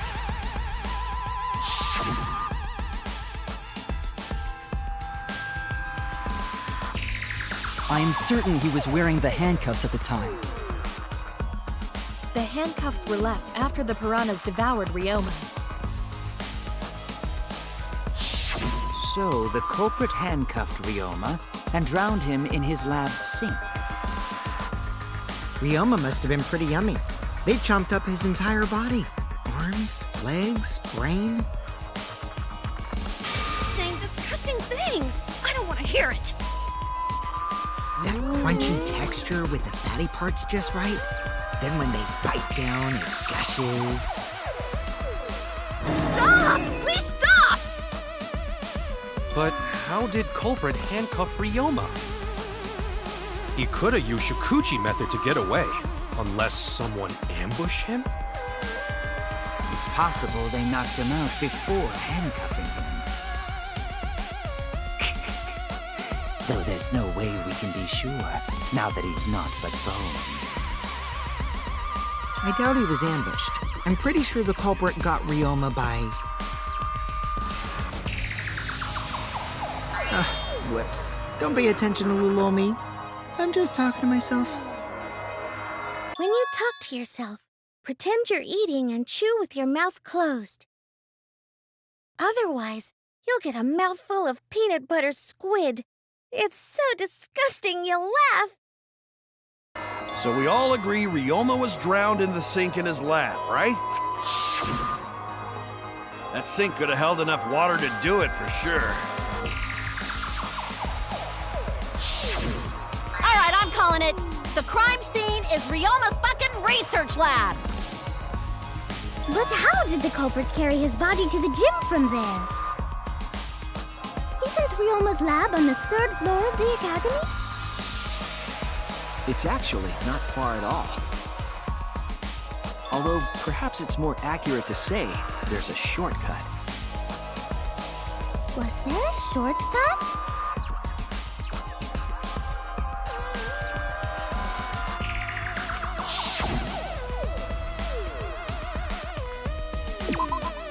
There! The shortcut is the window in Ryoma's lab. The window? That's right. None of the windows in this school open.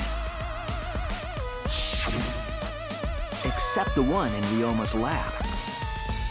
And on top of that, the window faced the pool.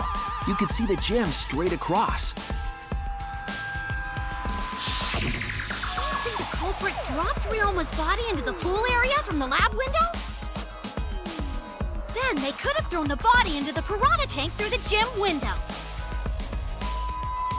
How's that? Mission complete! Your explanation contradicts some things we discussed earlier. The gym window was too high to reach from the pool side, even if one used the ladder. That's right! I apologize! I must go on a journey to reflect on this! We keep hitting dead ends, since we don't know how the body was thrown into the gym.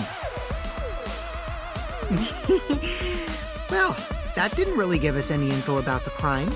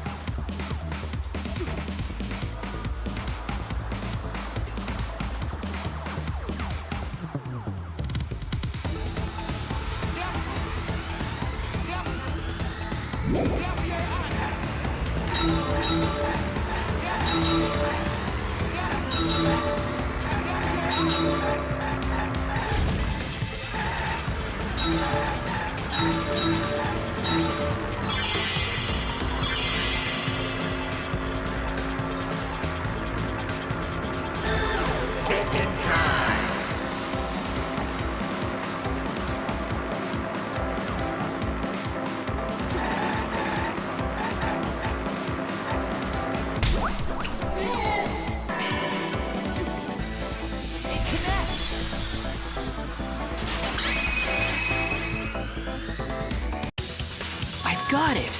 Ryoma's body was moved directly from his lab to the gym.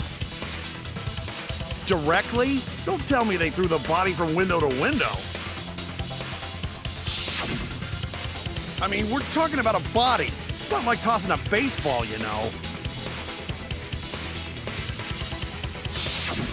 No, I don't believe he was thrown, but perhaps another way.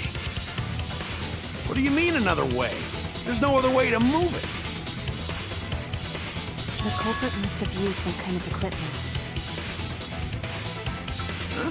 Equipment? With this equipment, they can connect the two windows and move the body to the gym.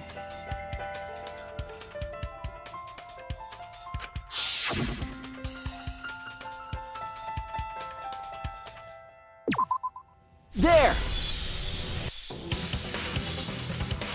The rope found behind the gym stage could have been used to connect the windows.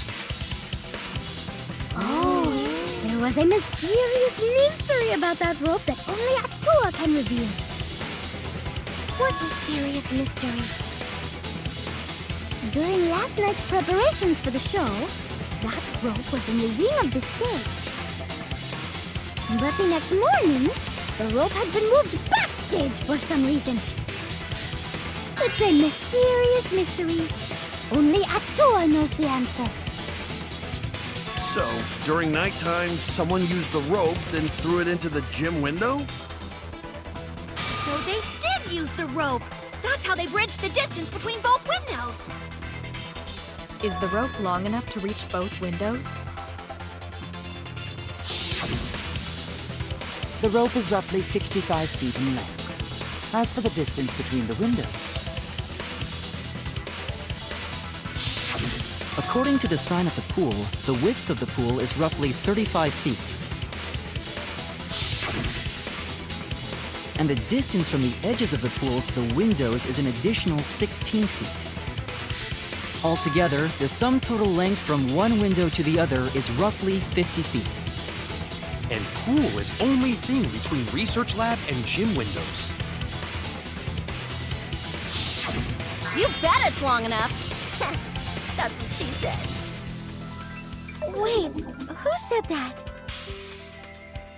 Even if the rope was long enough, wouldn't it be pretty hard to tie them to the windows?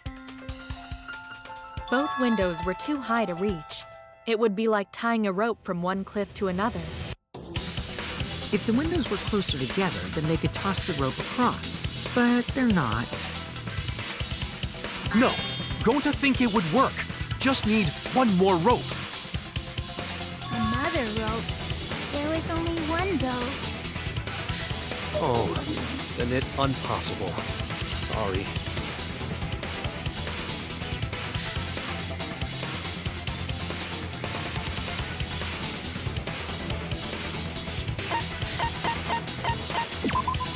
This is it!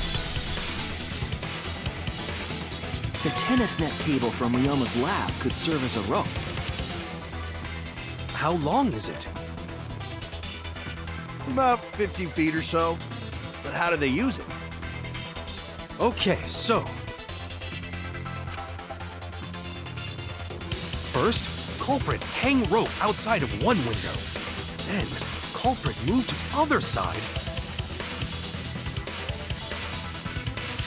And tie cable to other window. Then, after tying to each window, culprit tie rope and cable together. That how culprit make one rope that reach both windows.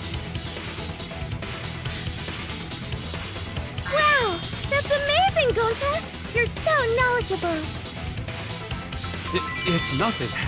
Gonta use ropes a lot when looking for bugs. Even if they did connect the windows with a rope, they can't carry a body on just that. Eureka! I got it! Thomas Edison once said that genius is 1% inspiration and 99% perspiration. But in my case, it's 100% inspiration! You get it. Just tell us already. They handcuffed the body to the rope and slid it from one window to the other, like Tarzan! The body would reach the gym window, but it wouldn't land in the piranha tank. Stop making such dumbass comments and keep your smelly breath in your dirty mouth.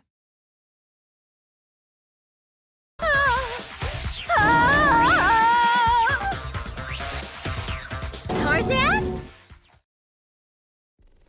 But they also had to put the body in the piranha tank after they moved it, huh? That is not feasible with just one rope. Maybe the rope wasn't the only equipment the culprit used.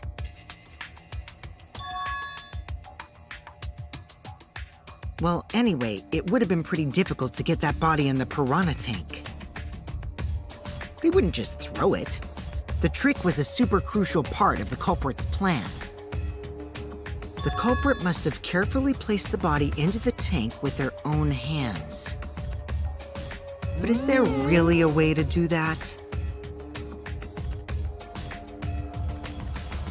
Kokichi, are you hinting at something? Huh? Hint? What hint? Don't confuse me with your talk of hinting hints.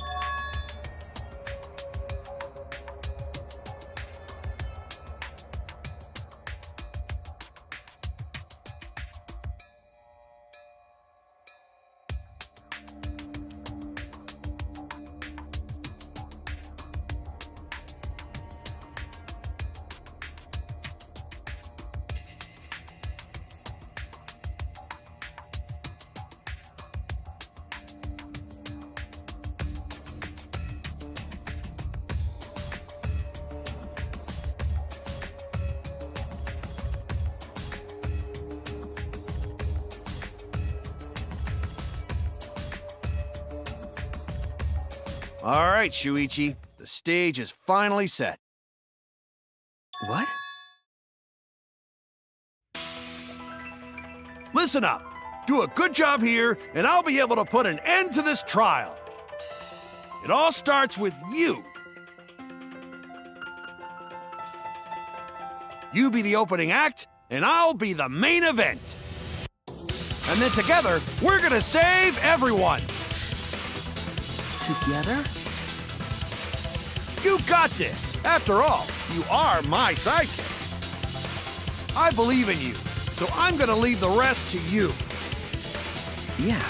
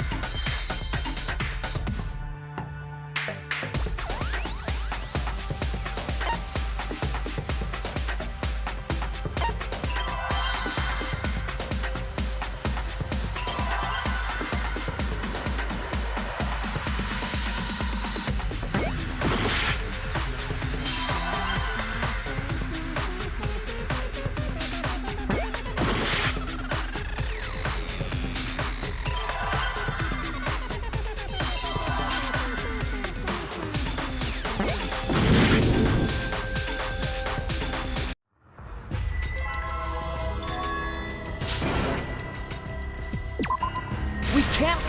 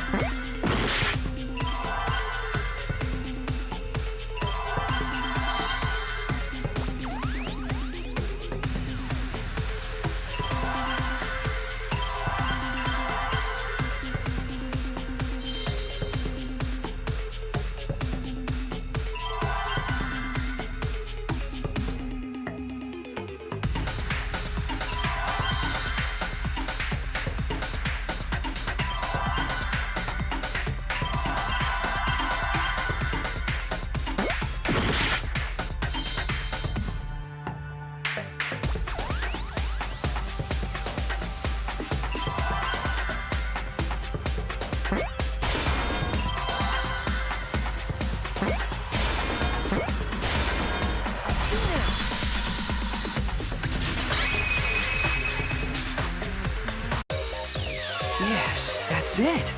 The culprit used something like a ropeway to move the body. A ropeway, huh? Are you sure about that?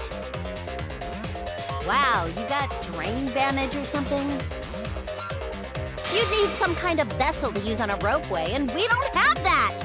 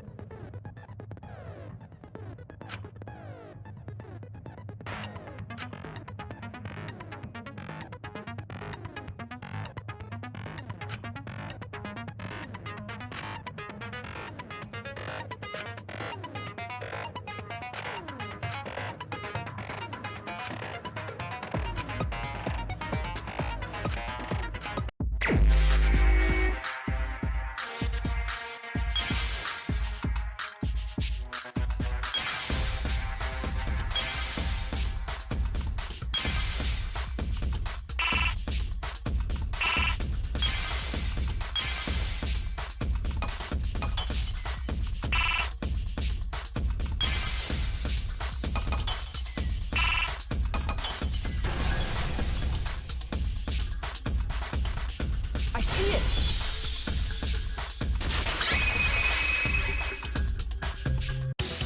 It's the inner tube! The rubber inner tube we found floating in the pool! The inner tube? Remember the inner tube we found in the pool with a rope on one side?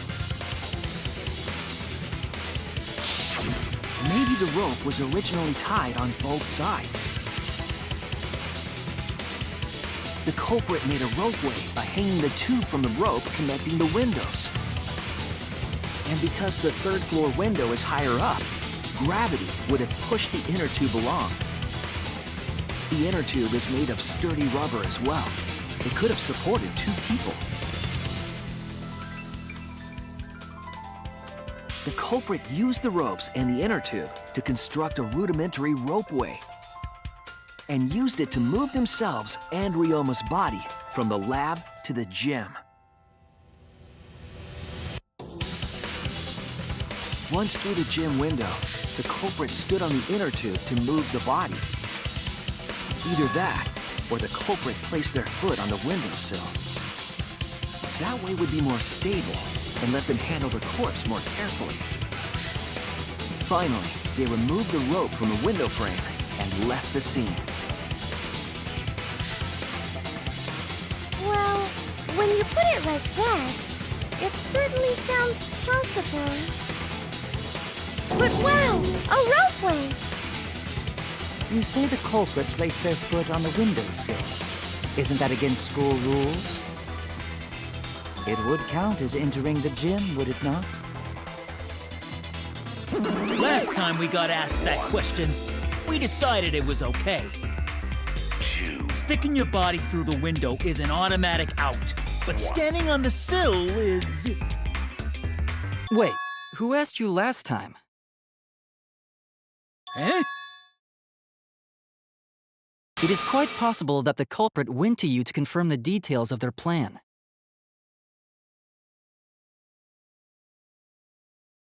Oh, shit!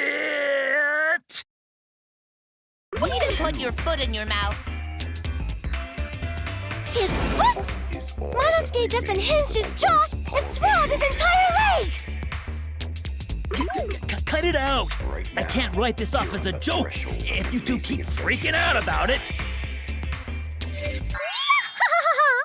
Then your little slip-up is actually the truth! Pops?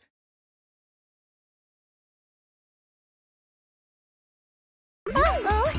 Daddy's mad at you now! Yeah? Don't look at me. This is what you get for acting like a big shot all the time. Stop. Do not bully Monosuke. Huh? Is all that remains of a No more blaming each other. Everybody makes mistakes. I want us all to get along. threshold of an amazing adventure. Monodam's right! Monosuke, you better thank Monodam. Less attitude and more gratitude. Got it? Man, the trial was just getting fun. Why you gotta ruin it with that slip-up? But I guess now we know Shuichi's logic is right on the money.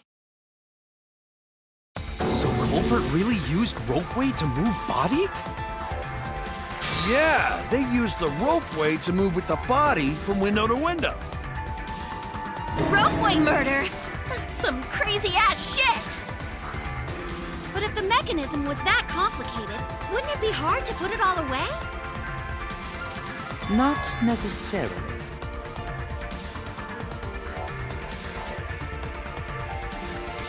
All one must do is detach the rope from the window after using the ropeway. Then, after returning to Ryoma's lab, one could retrieve the rope from that side. Tossing the rope into the gym from the pool window would be the final step.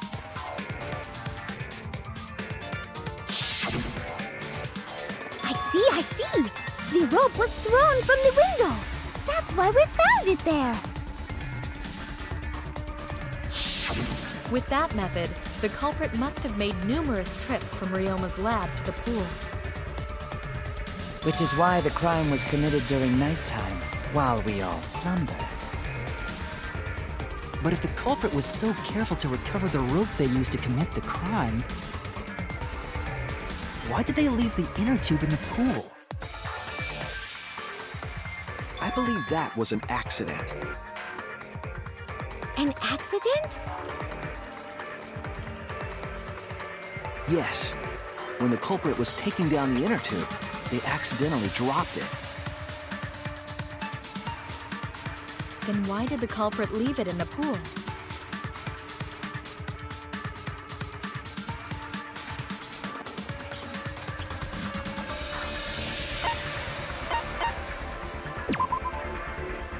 That's it! Even if they wanted to get it, they couldn't, because this took place at nighttime. I see! They couldn't get the inner tube because swimming is prohibited at nighttime. But couldn't they have used the rope to fish it out? Not necessarily. You see, the water level in that pool was so low. Even if one tried to draw in the inner tube using the rope,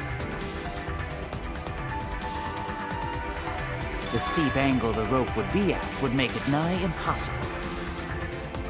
It'd be different if they used a pole, but there's no way a rope would work. Even if inner tube was closer to pool edge, water's still too low to drag tube in. Sounds like a lot of work. I can see why they just left it there. Yeah, it would take too long. And they would have been busted if someone saw them. Ha! What kind of clumsy dipshit drops an inner tube and can't retrieve it? Let me tell you, this culprit's a real fucking amateur! No, actually. Save for that one mistake, this was the perfect crime. If Maki had never met up with Ryoma at nighttime, it might have been the end for us. Well, I still don't know if Maki is telling the truth or not. Shut up. Personally, I find this culprit frighteningly thorough. Such a bold, beautiful plan. I never even imagined there was a ropeway. Oh, respect begins to bloom in my heart for this wonderfully cruel culprit. What are you, stupid? Don't respect the culprit.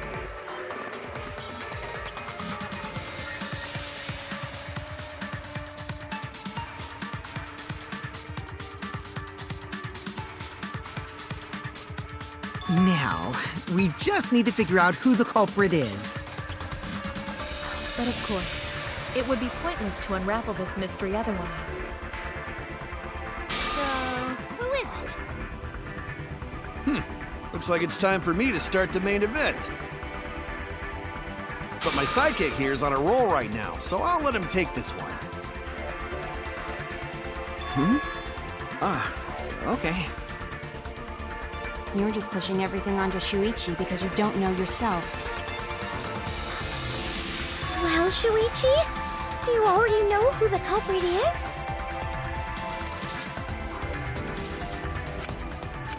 Hey, Shuichi, are you hesitating again? Come on, man, there's no need for that. Like I said, you're my sidekick. I take responsibility for any mistakes my sidekick makes. So use those skills of yours I believe in to shove the truth down their throats. You believe in my detective skills? That's right. I'm gonna leave it all to you, Shuichi.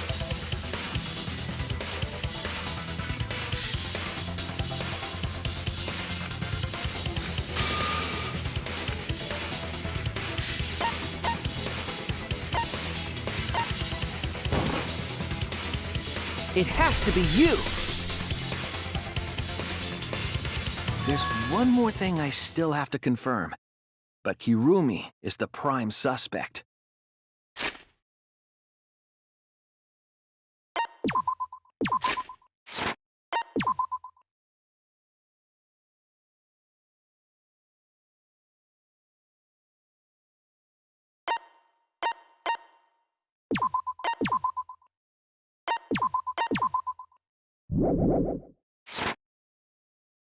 Me? What? Kirumi?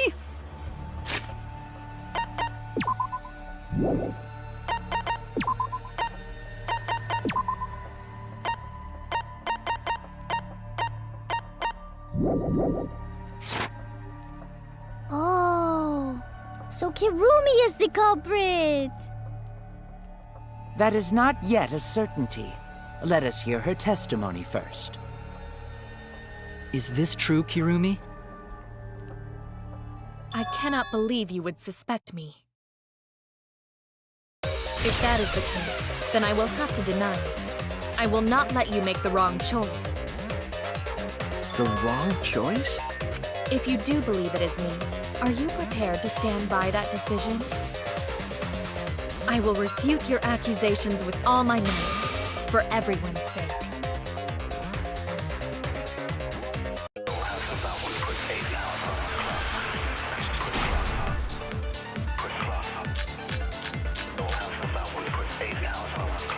I, of course, am not the culprit. The crime was committed at nighttime. And you have no alibi, do you? An alibi for nighttime?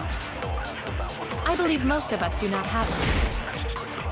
I have evidence that proves you're the culprit. Do you think we would fall for such nonsense? The trick relied on complex mechanisms to work. That someone like you could be skilled enough to pull it off. Preposterous. That could have been done by anyone. Kirumi is thin and has a nice body. She and Ryoma could have totally shared an inner tube. We all could have, except perhaps Gonta.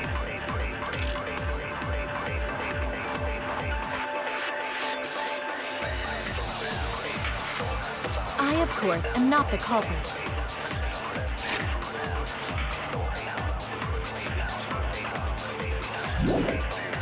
The crime was committed at nighttime. And you have no alibi, do you? An alibi for nighttime? I believe most of us do not have one. I have evidence that proves you're the culprit. Do you think we would fall for such nonsense? The trick relied on complex mechanisms to work. But someone like you could be skilled enough to pull it off. Preposterous. That could have been done by anyone. Kirumi is thin and has a nice body. She and Ryoma could have totally shared an inner tube.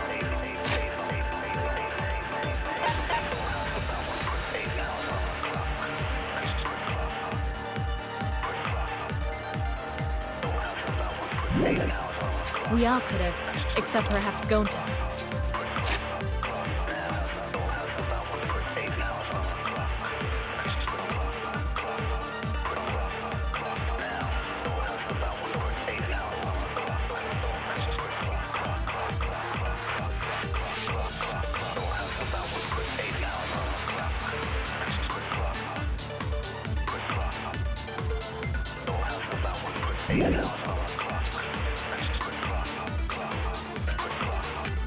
I, of course, am not the culprit. The crime was committed at nighttime. And you have no alibi, do you? An alibi for nighttime? I believe most of us. I'll reveal the truth. Maybe we can't prove everyone's alibi, but we can still pinpoint the culprit. How so? Last night, Kaito and I heard Maki speaking with Ryoma. But I haven't mentioned what happened after. Kirumi, any thoughts? Did you return to your respective dorm rooms? Yes, we did. But I couldn't fall asleep, so I was awake until morning, which allowed me to hear a certain sound in the night. A certain sound? Last night, I heard the sound of someone leaving their room and exiting the dorm. And after some time, I heard the sound of them returning. Could it have been the culprit? But all you heard was a sound? That doesn't mean you know who made it. Indeed, it doesn't. But I didn't hear the sound of someone going down the stairs. Which must mean that whoever left has a room on the first floor. No one on the second floor left the dorm that night. So everyone on the second floor has an alibi? You cannot determine the culprit with just that. On the contrary, once we rule out the second floor, we know who the culprit is. Because preparing the ropeway required time to be spent in the gym. It's extremely likely that the culprit helped set up the magic show. In short, Himiko, Angie, Kaito, or Kirumi. I see. So among the four, the only one with a room on the first floor of the dorms is... Yes, only Kirumi.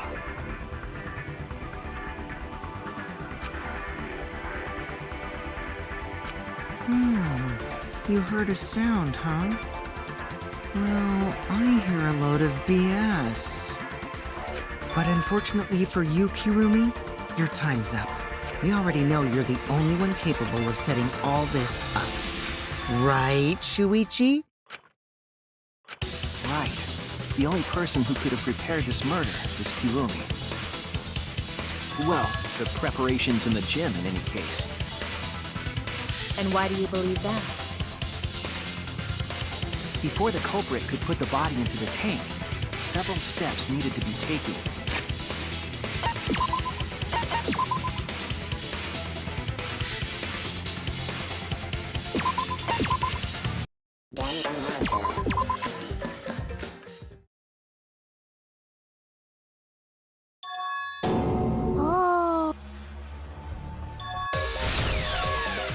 I will refute your accusations with all my might, for everyone's sake.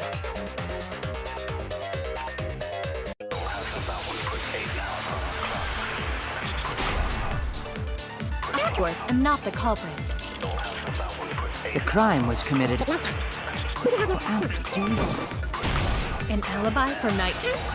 I believe most of us.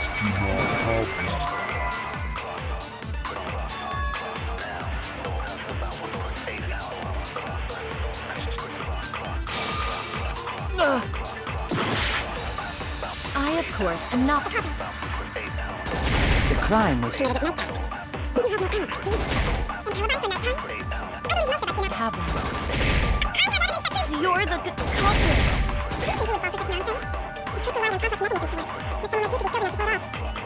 Preposterous. That could have been done by anyone. That's wrong!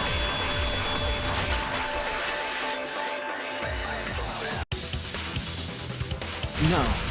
The only person who could have prepared this murder is Kirumi. Well, the preparations in the gym in any case. And why do you believe that?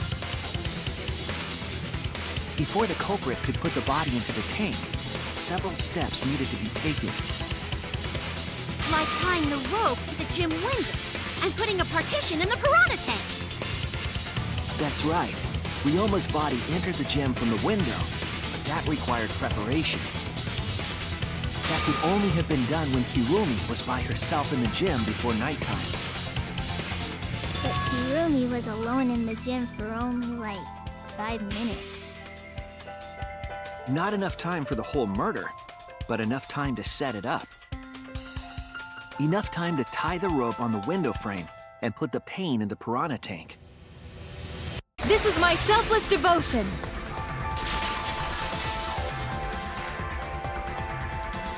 While I do understand where you are coming from, I assure you this is just a part of your petty imagination, an empty theory created from nihilism.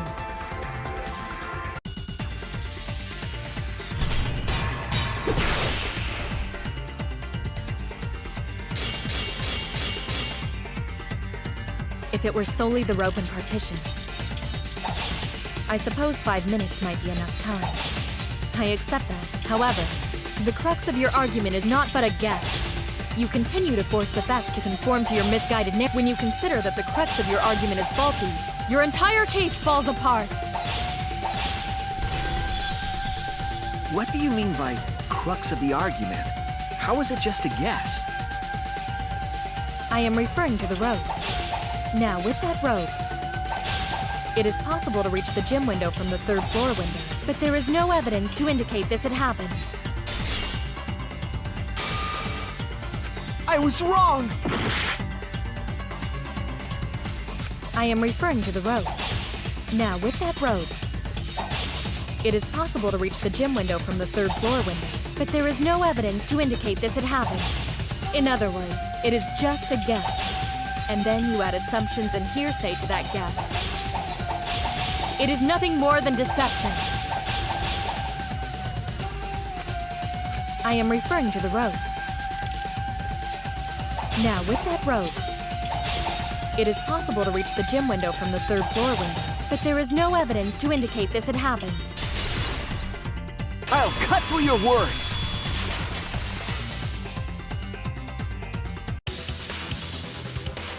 I have evidence. The abrasions left on the window frames at the gym and the lab. Were those scratches from when the rope was tied to the window frame? Just tying the rope to the frame wouldn't cause so much damage. The rope that was tied to the frames must have been weighed down significantly. The frames didn't break, but they were left with distinct marks. Those scratches are proof that you used a rope to carry the body to the windowsill. Oh? What's wrong, Kirumi? What's wrong? What's wrong? What's wrong? Hey, what's wrong? Hey, hey, hey, hey, hey! Is Kirumi quiet 'cause 'Cause that's what happened? Please answer us, Kirumi. Shuichi is doing this for your sake. If it is for my sake, then it would be much easier to forfeit. But I cannot allow that, because I must do this for everyone! I have a duty and a responsibility. I must serve everyone and protect them. So I refuse to surrender. They won't forgive me if I do.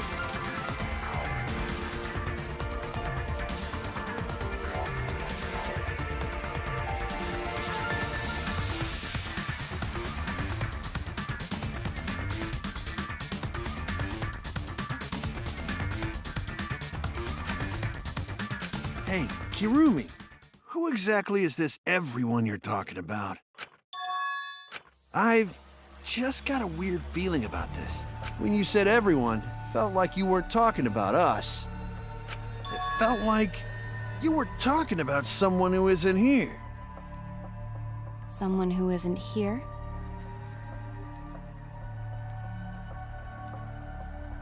Someone outside of the academy? Hey, do you think Kirumi saw her own motive video? Huh? The motive video? You saw your important someone in danger, so you committed murder, right? Is that true? I am so sorry for making such a mess. Because of that, I made all of you assume something unnecessary. Unnecessary? You saying I'm wrong? This everyone you're talking about? It is all of you, of course. Really? Do you swear, Tua? Yes, really. So please believe me, I am not the culprit. I do not care what becomes of me, but I will not allow any of you to die. Because I made a promise to Kaede. She wished for all of us to escape together. I want to fulfill my duties as the ultimate maid. I wish to serve everyone. So please believe me. You have to! Kirumi! Are we totally sure Kirumi's the culprit? Maybe it's someone else. Are we sure Kokichi isn't the culprit? How rude. Gonta just can't believe Kirumi would kill Ryoma. Kirumi's breakfasts were the best. She always treated us so well. She really is like a mom. Perhaps it was after she gained our trust that she saw her chance to strike. You really are screwed up. Screwed up from head to toe. Even through your clothes, I can tell. Shuichi, please reconsider suspecting me as the culprit. You only suspect me because I was at the gym during nighttime yesterday, correct? But you cannot accuse me of being the culprit with that insufficient proof. It is still possible for Maki and Kaito to have gone to the gym. They do not have alibis. They could have pretended to help Himiko, but secretly prepared the murder. When you put it that way, it does seem possible. We can't accuse Kirumi just based on our alibis. Guys, maybe suspecting Kirumi is wrong. Yeah, maybe we should think it over one more time. I made a promise. As the ultimate detective, I made a promise to seek the truth. I made a promise to Kaede, so I'm not turning back now.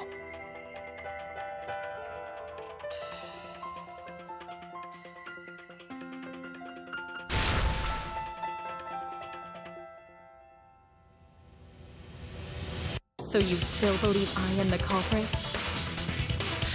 But there is no evidence to indicate that I am... No, there is.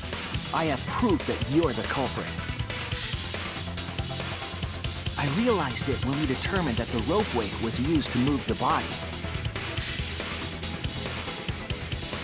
If it was indeed Hirumi who moved the body with a makeshift rope weight, then the final clue falls into place. The final clue? The damning evidence that proves Hirumi is the culprit. Shuichi, won't you please tell me why you are so desperate to pin me as the culprit? Don't you want to protect everyone? I'm doing this because I want to protect everyone. Shuichi. Then you're wrong! Your deduction is all wrong! Your words aren't going to convince me now. Not when I know the truth. All you care about is your own reasoning. You don't even listen to others. I can't bet everyone's lives on a deduction made by a self-righteous brat. You can't save anyone!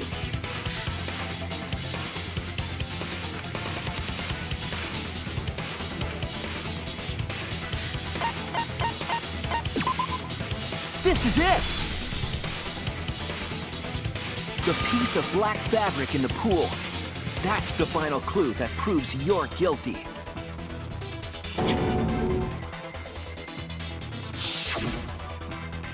It's been bothering me for a while. I couldn't figure out what it was. I thought it was just trash at first, but I couldn't dismiss it entirely. Now that the class trial has come this far, I know for certain. It's an important piece of the puzzle. Because, like the inner tube, it's evidence the culprit couldn't dispose of. Huh? Why not? Using the ropeway, you could slide the inner tube from the lab to the gym. But how would you control it? If it kept sliding and hit the window, the momentum would have thrown the body off. To prevent that from happening, the culprit needed some way to adjust the speed. For example, the culprit could have used their hands for friction. Yeah, so what? You're still wrong. Your logic is flawed. Hirumi, why are you becoming increasingly erratic? There is such absolute beauty in trying to fight against the truth. What? Truth. That black cloth is just trash. You can't prove I'm the culprit with just that. No, it's not just trash. It's proof that you're the culprit.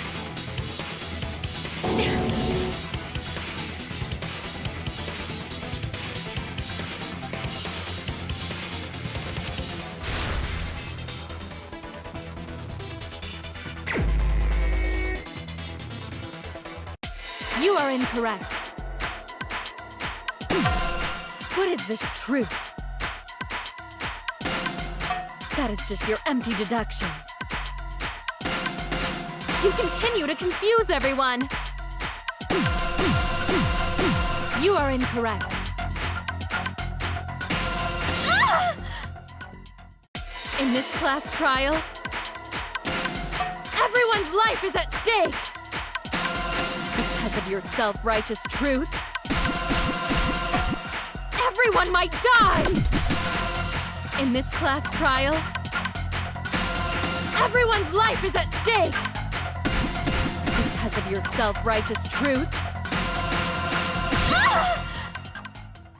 I completely understand your reasoning, but I will never accept it. It seems you wish to pin me as the culprit. You do not have any evidence. You are only providing us with speculation. We only wish to protect everyone. Why must you interfere? I completely understand your reasoning, but I will never accept it. It seems you wish to pin me as the culprit. You do not have any evidence. You are only providing us with speculation. We only wish to protect everyone. Why must you interfere? I completely understand your reasoning. But I will never accept it. Ah! What does that piece of trash prove? It ends here!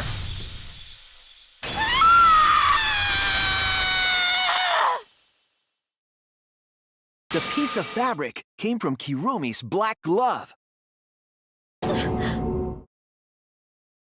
Kirumi's glove?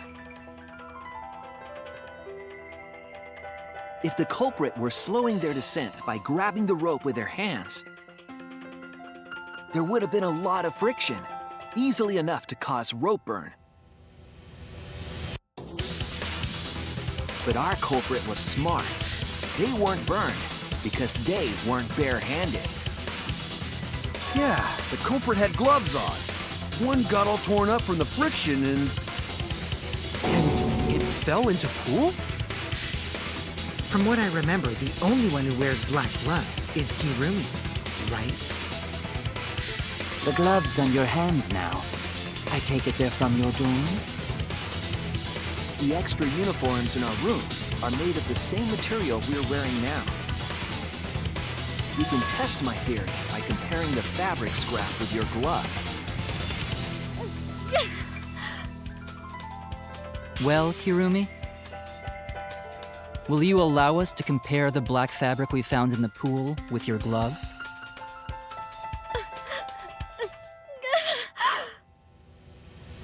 Huh? What's the matter? Why are you sweating so much? Kirumi, what's wrong?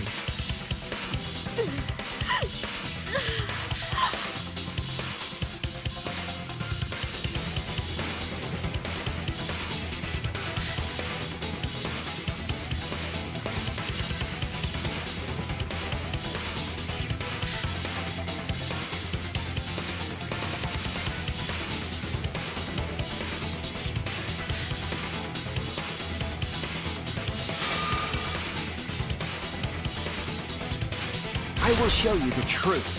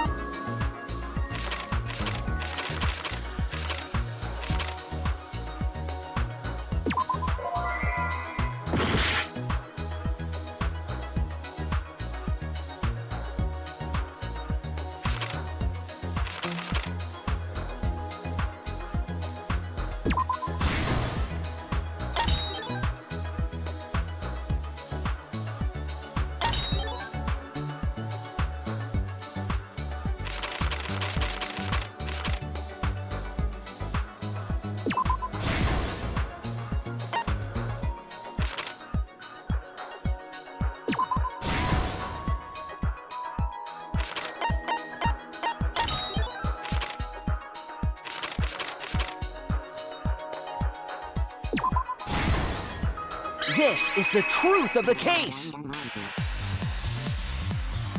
The victim's body was found this morning during Himiko's underwater escape act.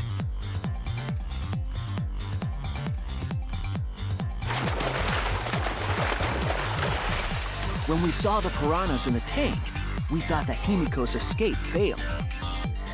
Of course, it was all part of the act. Himiko's escape went perfectly. But when Angie opened the curtain in front of the tank, we saw Ryoma with piranhas swarming around him. Before any of us could react, the piranhas devoured Ryoma's body. And all that was left were his bones and the handcuffs he was wearing. That horrifying sight was the finishing touch on the culprit's own twisted magic trick.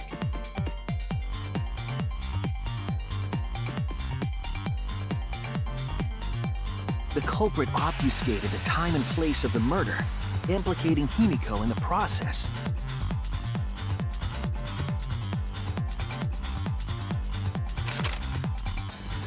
In truth, the crime began last night around 8:55 p.m. While preparing for the show in the gym, the culprit had a chance to be alone.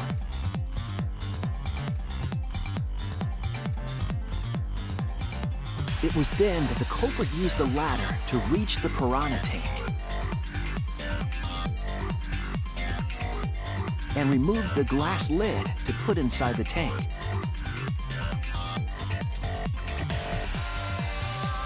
They used it as a partition to force the piranhas to one side of the tank.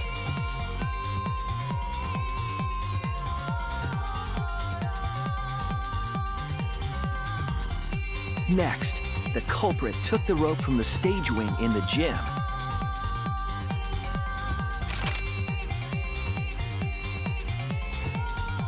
and used the ladder once more, this time to climb up to the gym's window.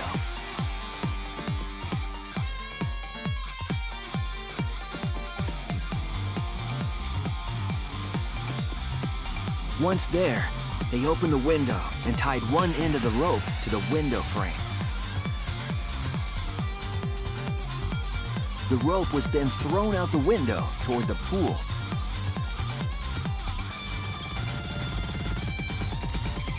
These preparations were key for the culprit's elaborate plan.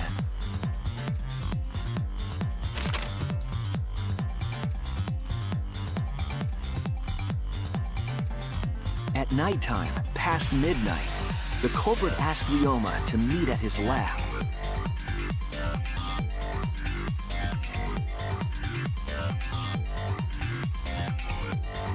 All the pieces were in place. The culprit was ready to murder.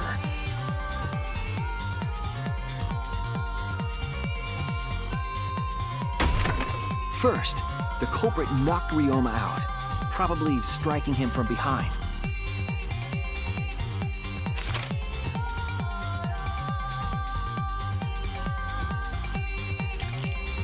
Then, they put the handcuffs from the shower room on Ryoma's wrists.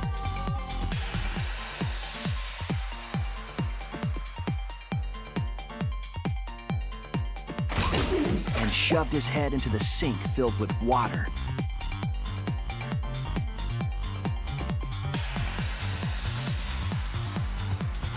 From the water and the pain of drowning, Ryoma should have woken up and struggled.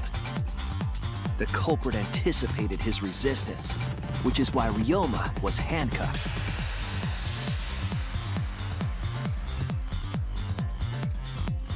The struggle left scrapes on the cuffs and sink, but in the end, Ryoma succumbed.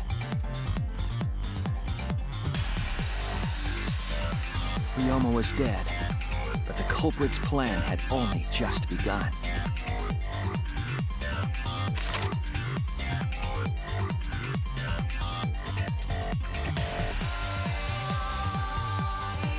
They removed the cable from the tennis net and hung it from the window facing the pool.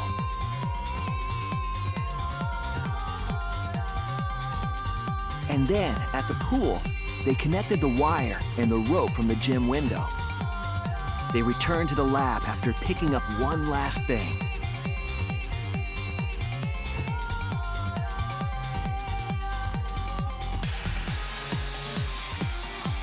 The rubber inner tube that was in the pool's tool shed.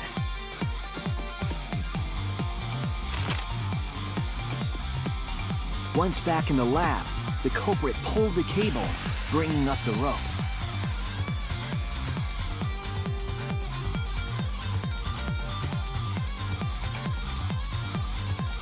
They pulled until the rope was taut, then tied it to the lab's window frame. And thus, the gym and the lab windows were connected by a single rope. After making a hanger of sorts with another length of rope tied to the inner tube, they hung the inner tube on the rope connecting the windows.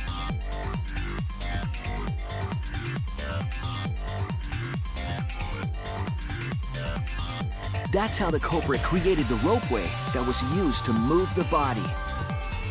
An impressive premeditated murder, but the culprit made two crucial mistakes.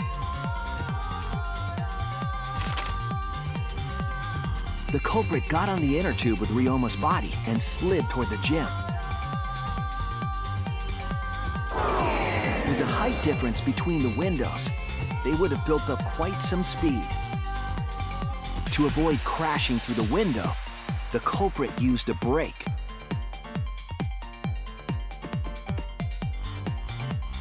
They used their own hand to grip the rope and slow down.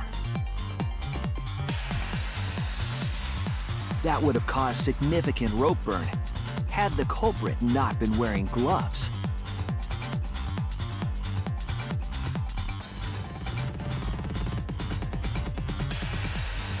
But due to the friction, part of a glove tore off and dropped in the pool.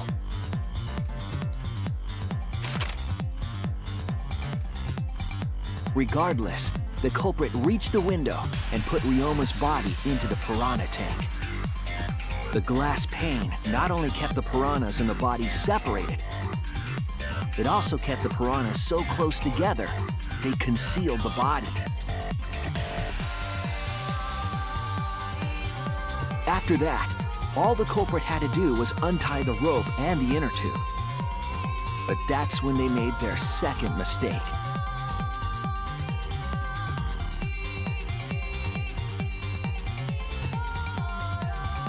One end of the rope came loose, and the inner tube dropped into the pool.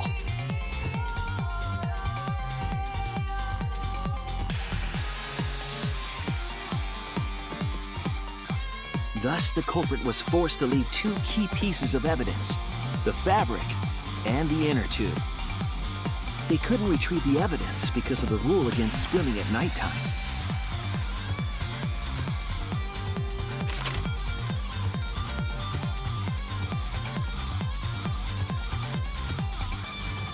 That's the whole story. Am I wrong, Kirumi Tojo? The ultimate maid?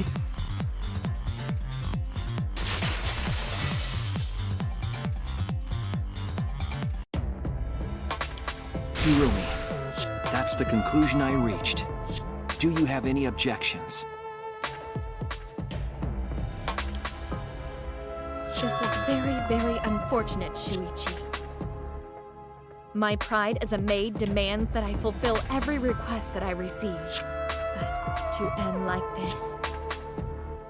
Does that mean you admit it? Kirumi. Why use your own gloves, though? The warehouse should have had plenty. There weren't any. Obviously, she would have used them if they were available. Jeez, Monokuma provided everything but the gloves. That's pretty sadistic. But thanks to him, at least the game became way more interesting.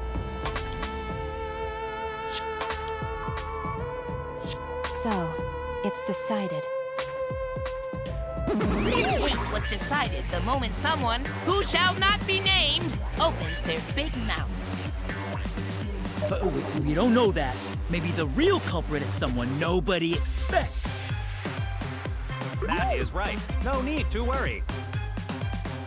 Oh, Monotem, you're like a mommy taking care of her sick child.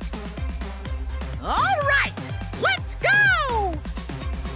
The heart-racing excitement as the Blackened and the Spotless finally face off! It's voting time!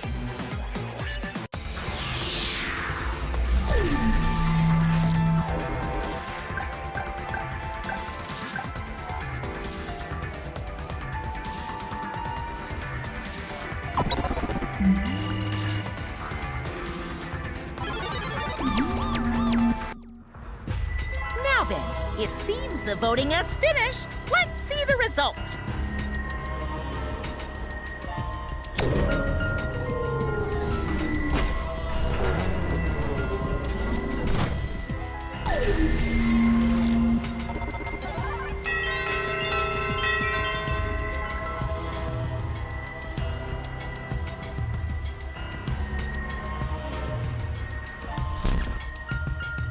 Who'll be chosen as the Blackened?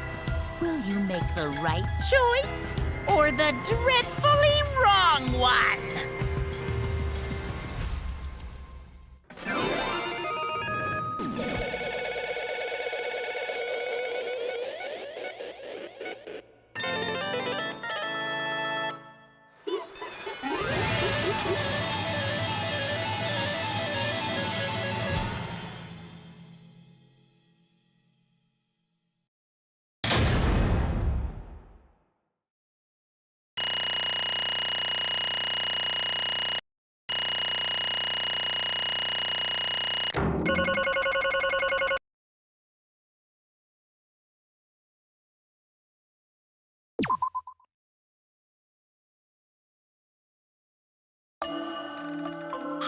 Oh my!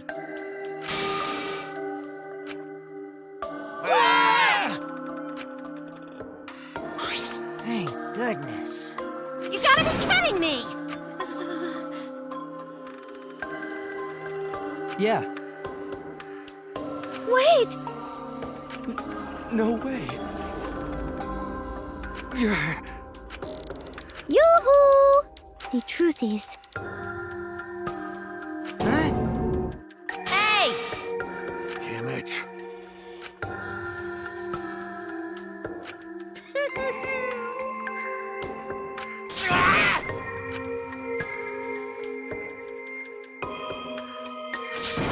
no way!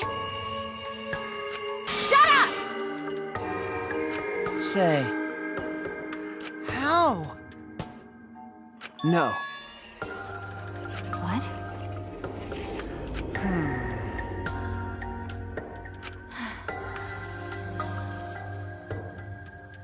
Um,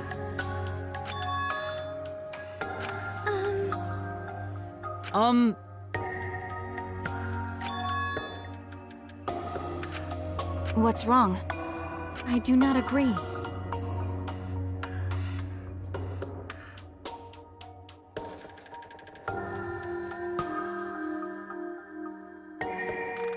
Damn. Please!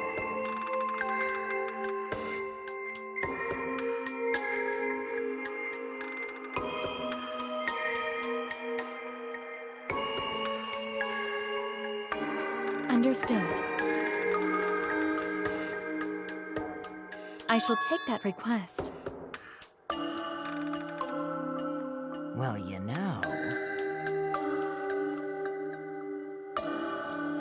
Yes. That is correct.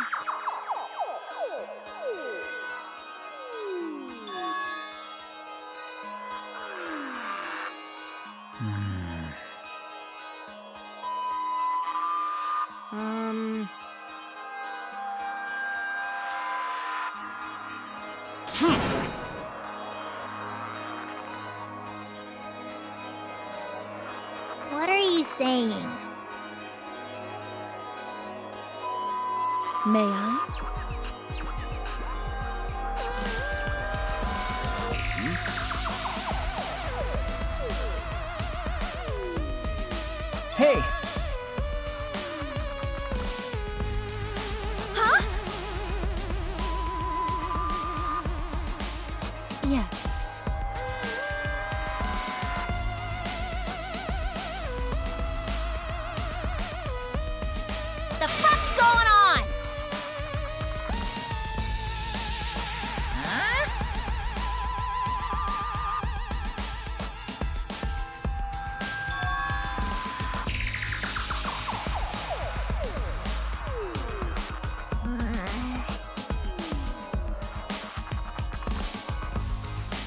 No, no. Oh! Huh? Dumbass!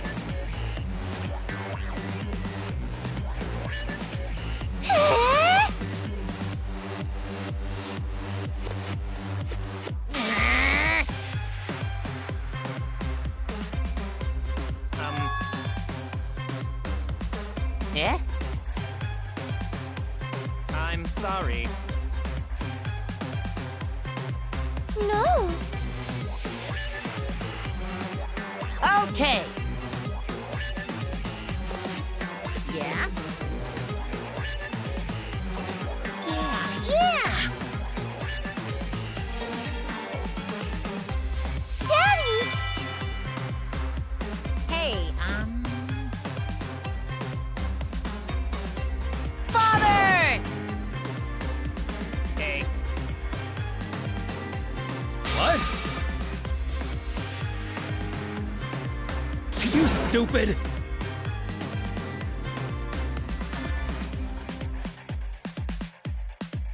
Well, now.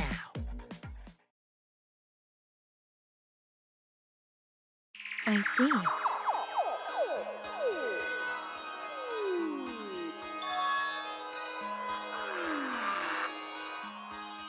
Oh, I see. Hey!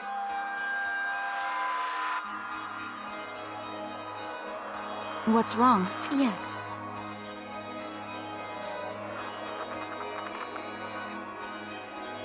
So, That's right!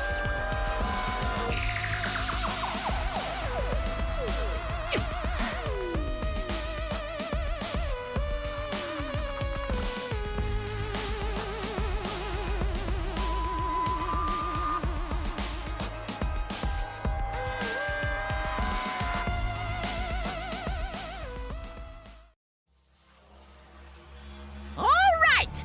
Back by popular demand, it's time for the motive video! Who's the most important person in your life? And now, without further ado, Kirumi Tojo, the ultimate maid. With clients in politics and finance, this elite maid is renowned for completing any request.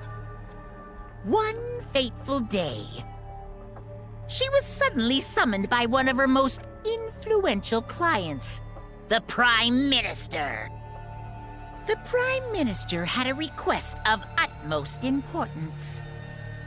He requested that she use her talent as the ultimate maid to serve her country. He asked Kirumi to make this country great again and transferred all his authority to her. No one suspected that the Prime Minister's new secretary was secretly running the country. And over time, she became the de facto Prime Minister. Only Kirumi could save the country from impending doom. Yes, the future of the country rests entirely on her capable shoulders. But Kirumi is up to the task, for she only accepts requests that only she can fulfill.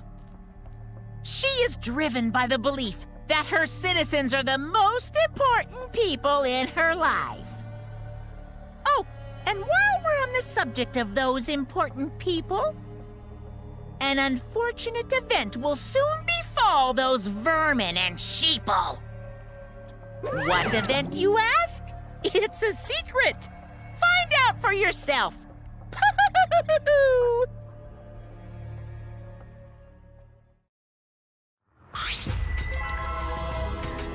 Huh? What? Yes.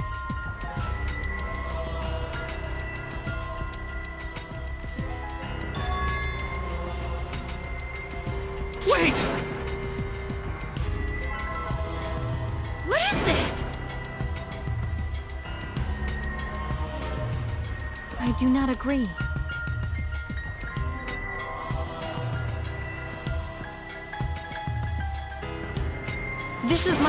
selfless devotion. I was called upon to lift the country out of a dire situation. I swore to serve and help all its citizens. As the ultimate maid, I have advised politicians many times in the past. But he wanted me to prioritize saving the country from an unprecedented crisis. I fully accepted this request. As a maid, it is a great honor to serve the nation itself. What did I do?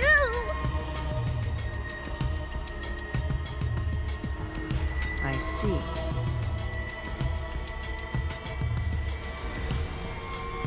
Huh?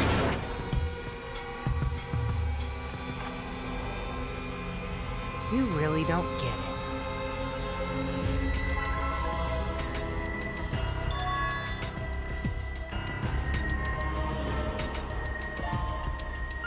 How rude! I see. Incredible. But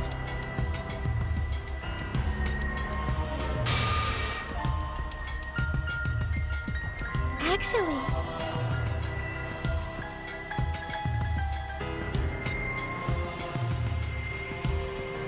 yoo-hoo!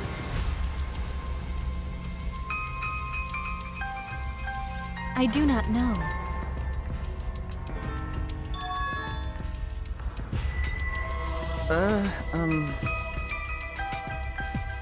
That's...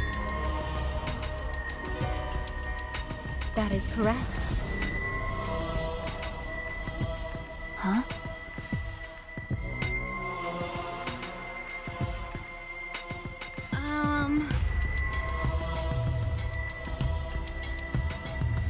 I do not know.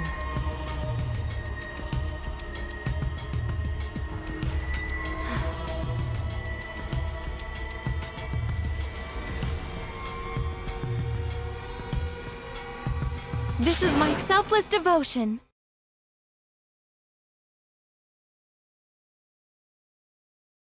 My apologies. If so... But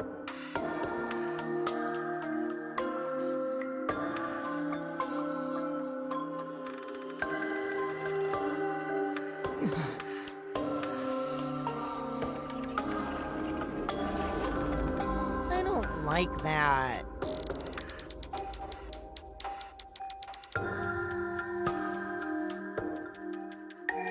Why?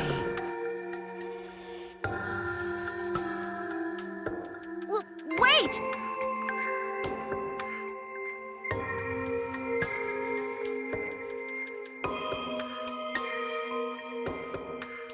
Always messing around. Bears do not lie. bears do not lie. Hey, Huh? 100%.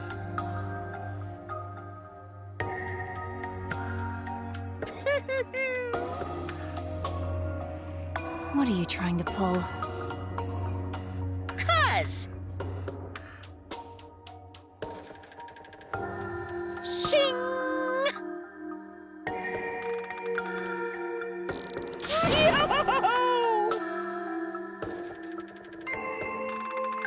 Yo! Shut up! Oh? Dang it! Oh, I see. That is... Huh? Weird!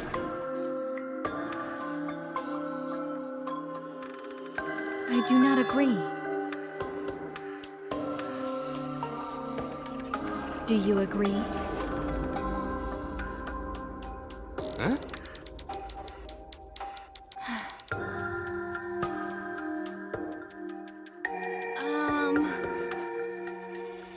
That is...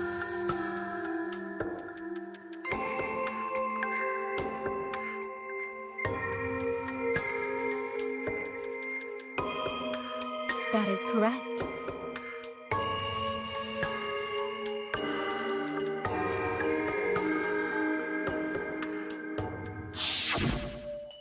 Got it.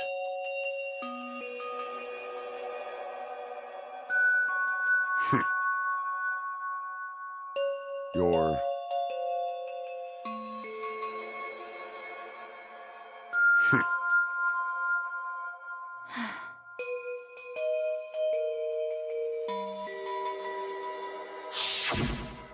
And then, he turned his back toward me. At that moment, my determination solidified. A person like him would have noticed my bloodthirst emanating. He already knew. He forfeited his life right then and there.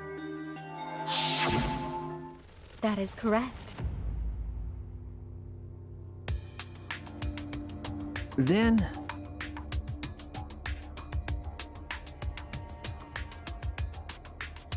But...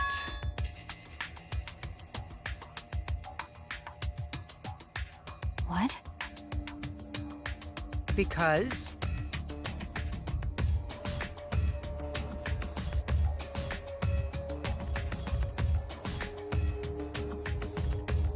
What are you talking about? Wait!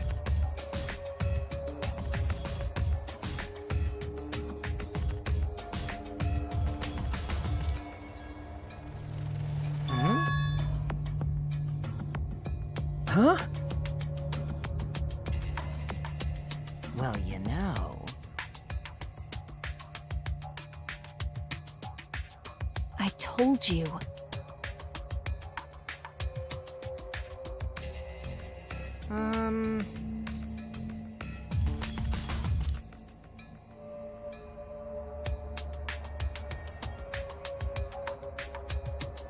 Why? What?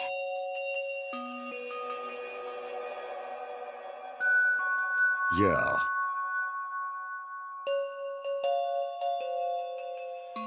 But...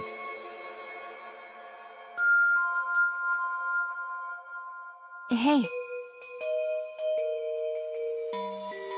no.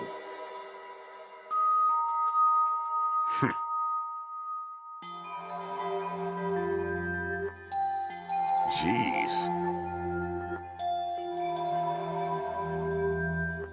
In other words, please.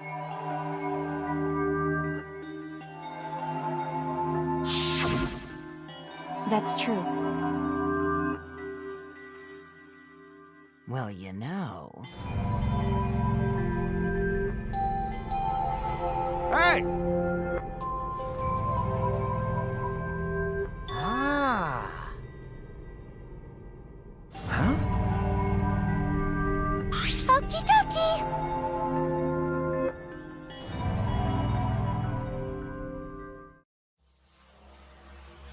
All right! Back by popular demand, it's time for the motive video! Who's the most important person in your life? And now, without further ado... This message is for Ryoma Hoshi, the ultimate tennis pro! Unfortunately, there is no one in the world who is important to you. I'm so sorry. Really, I am. You have my deepest sympathies. Sorry.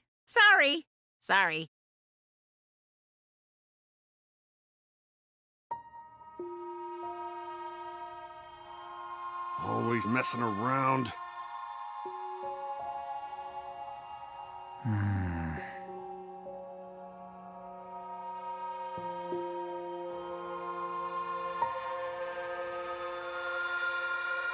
I see.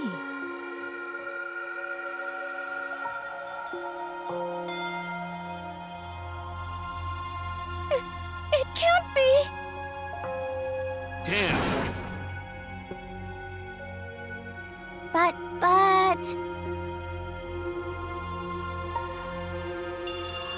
Because...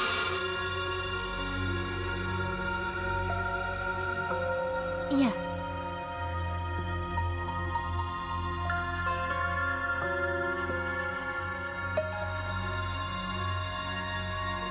For everyone.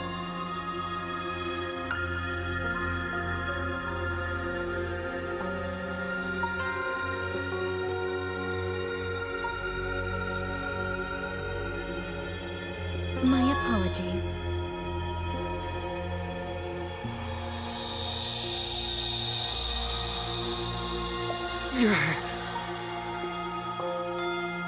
You need something? Hey! Huh? Gonta.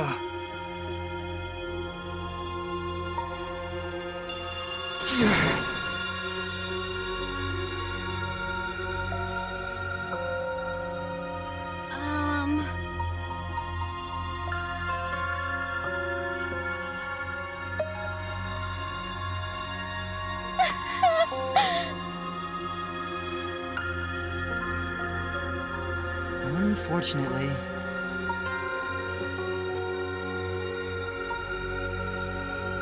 Jeez. Huh? Oh, man.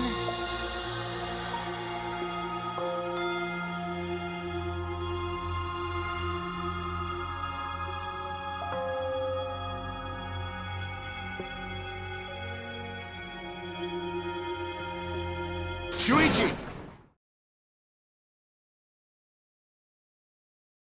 Huh?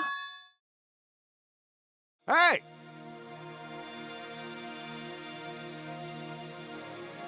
All right!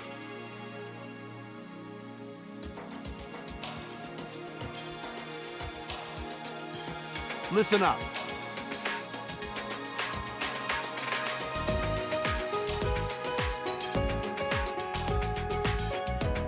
I mean... Don't worry about it.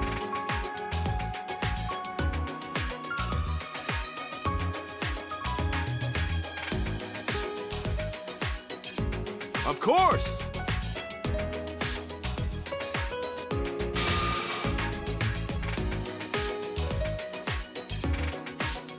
Jeez. But... So divine! Shut up! But...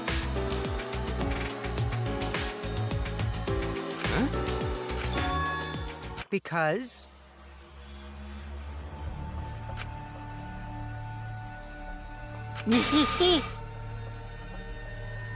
Huh? But...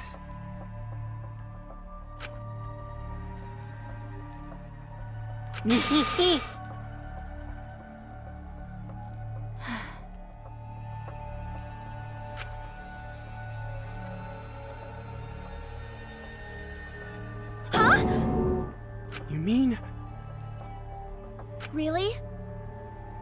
Cut it out.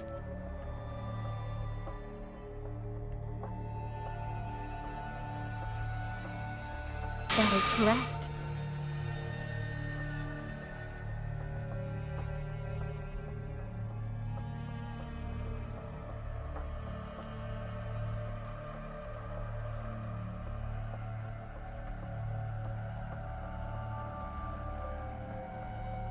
You must live.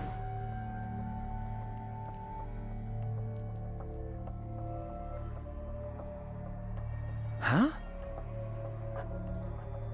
I see. You must live.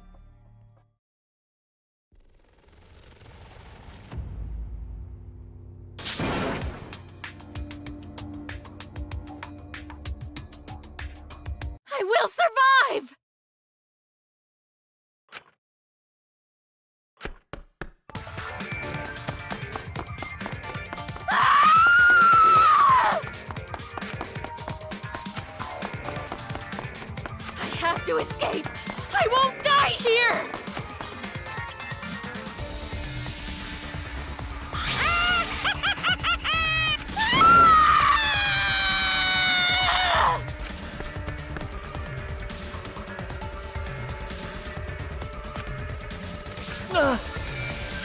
Damn it! Please run! Hurry! Damn. Hey, Please! You live! I refuse to die in a hellhole like this! now then, I've prepared a special punishment for Kirumi Tojo, the ultimate maid. For my nation! For my people! Let's give it everything we've got. It's punishment time! I will not die!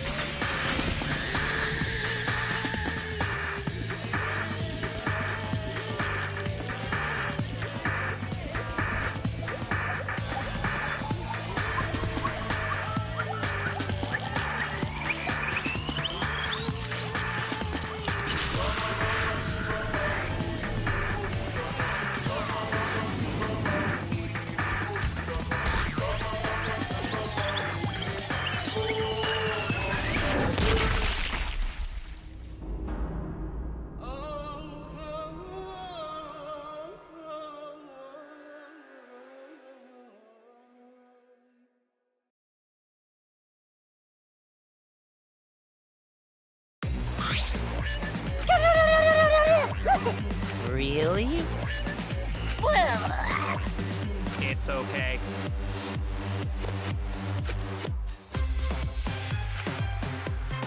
It's fine. Yeah? Let's get along.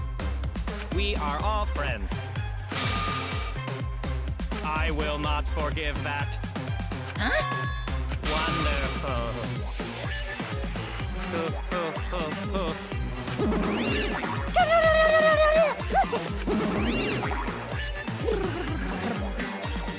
That's nice. They're so cute. They're so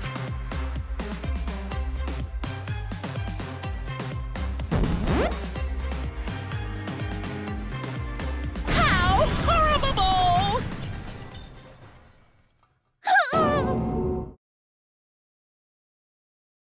Stop it!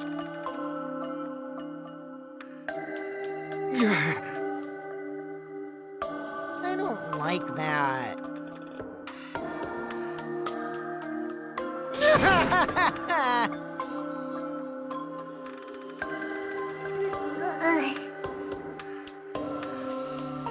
I'll protect you!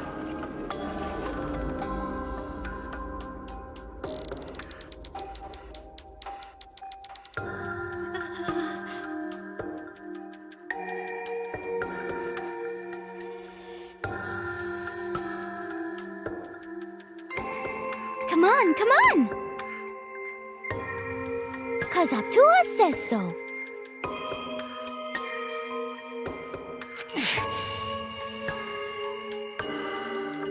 I see, yes. That's true. Okay.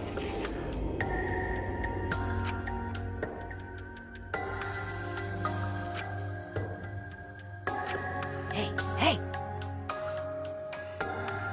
Of course! However...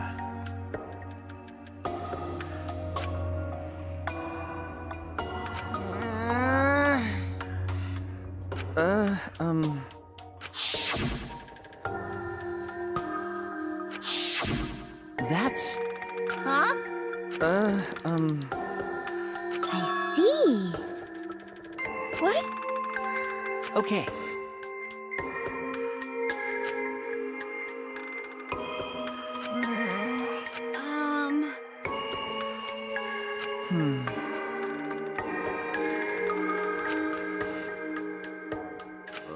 Okay.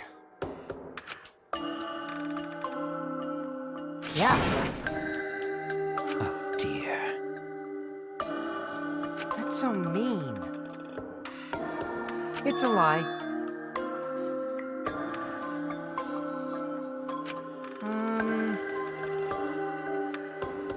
Because... You're right. That's right.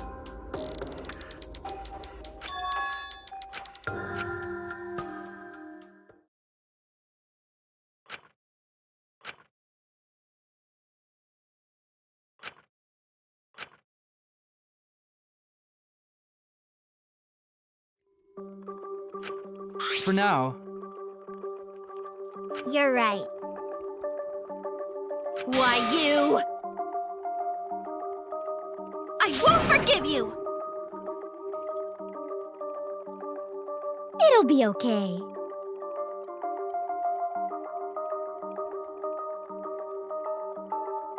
What's wrong?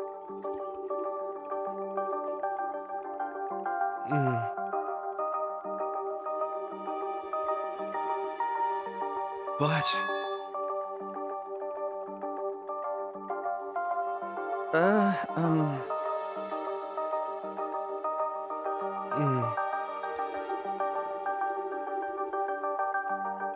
Why? Hey, so okay. Hey! huh? What is it? You get it? Huh?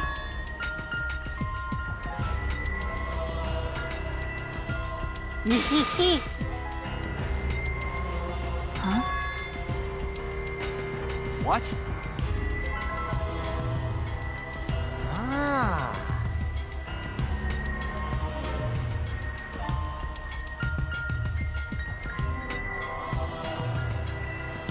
Well, you know. Huh?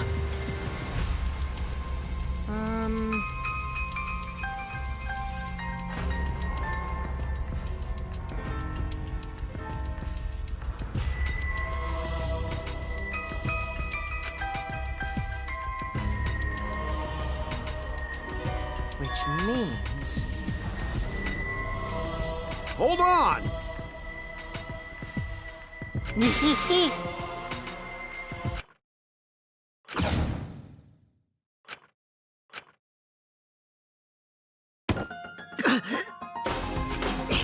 You know, this is an interesting turn of events. Would you really kill me in front of everyone? Hey, Maki! What the hell's going on? Yeah, you can probably snap my neck like a twig right now. That's not your style. You would rather kill from the shadows. Right, Miss Ultimate Assassin?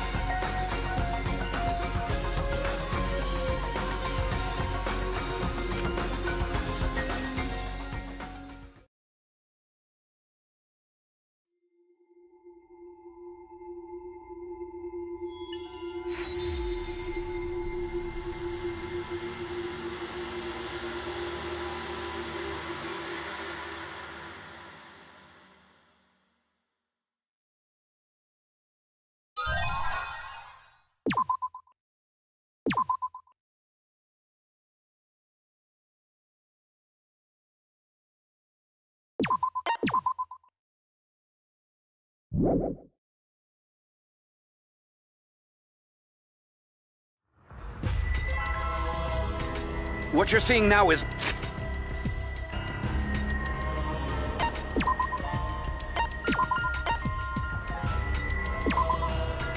Danganronpa.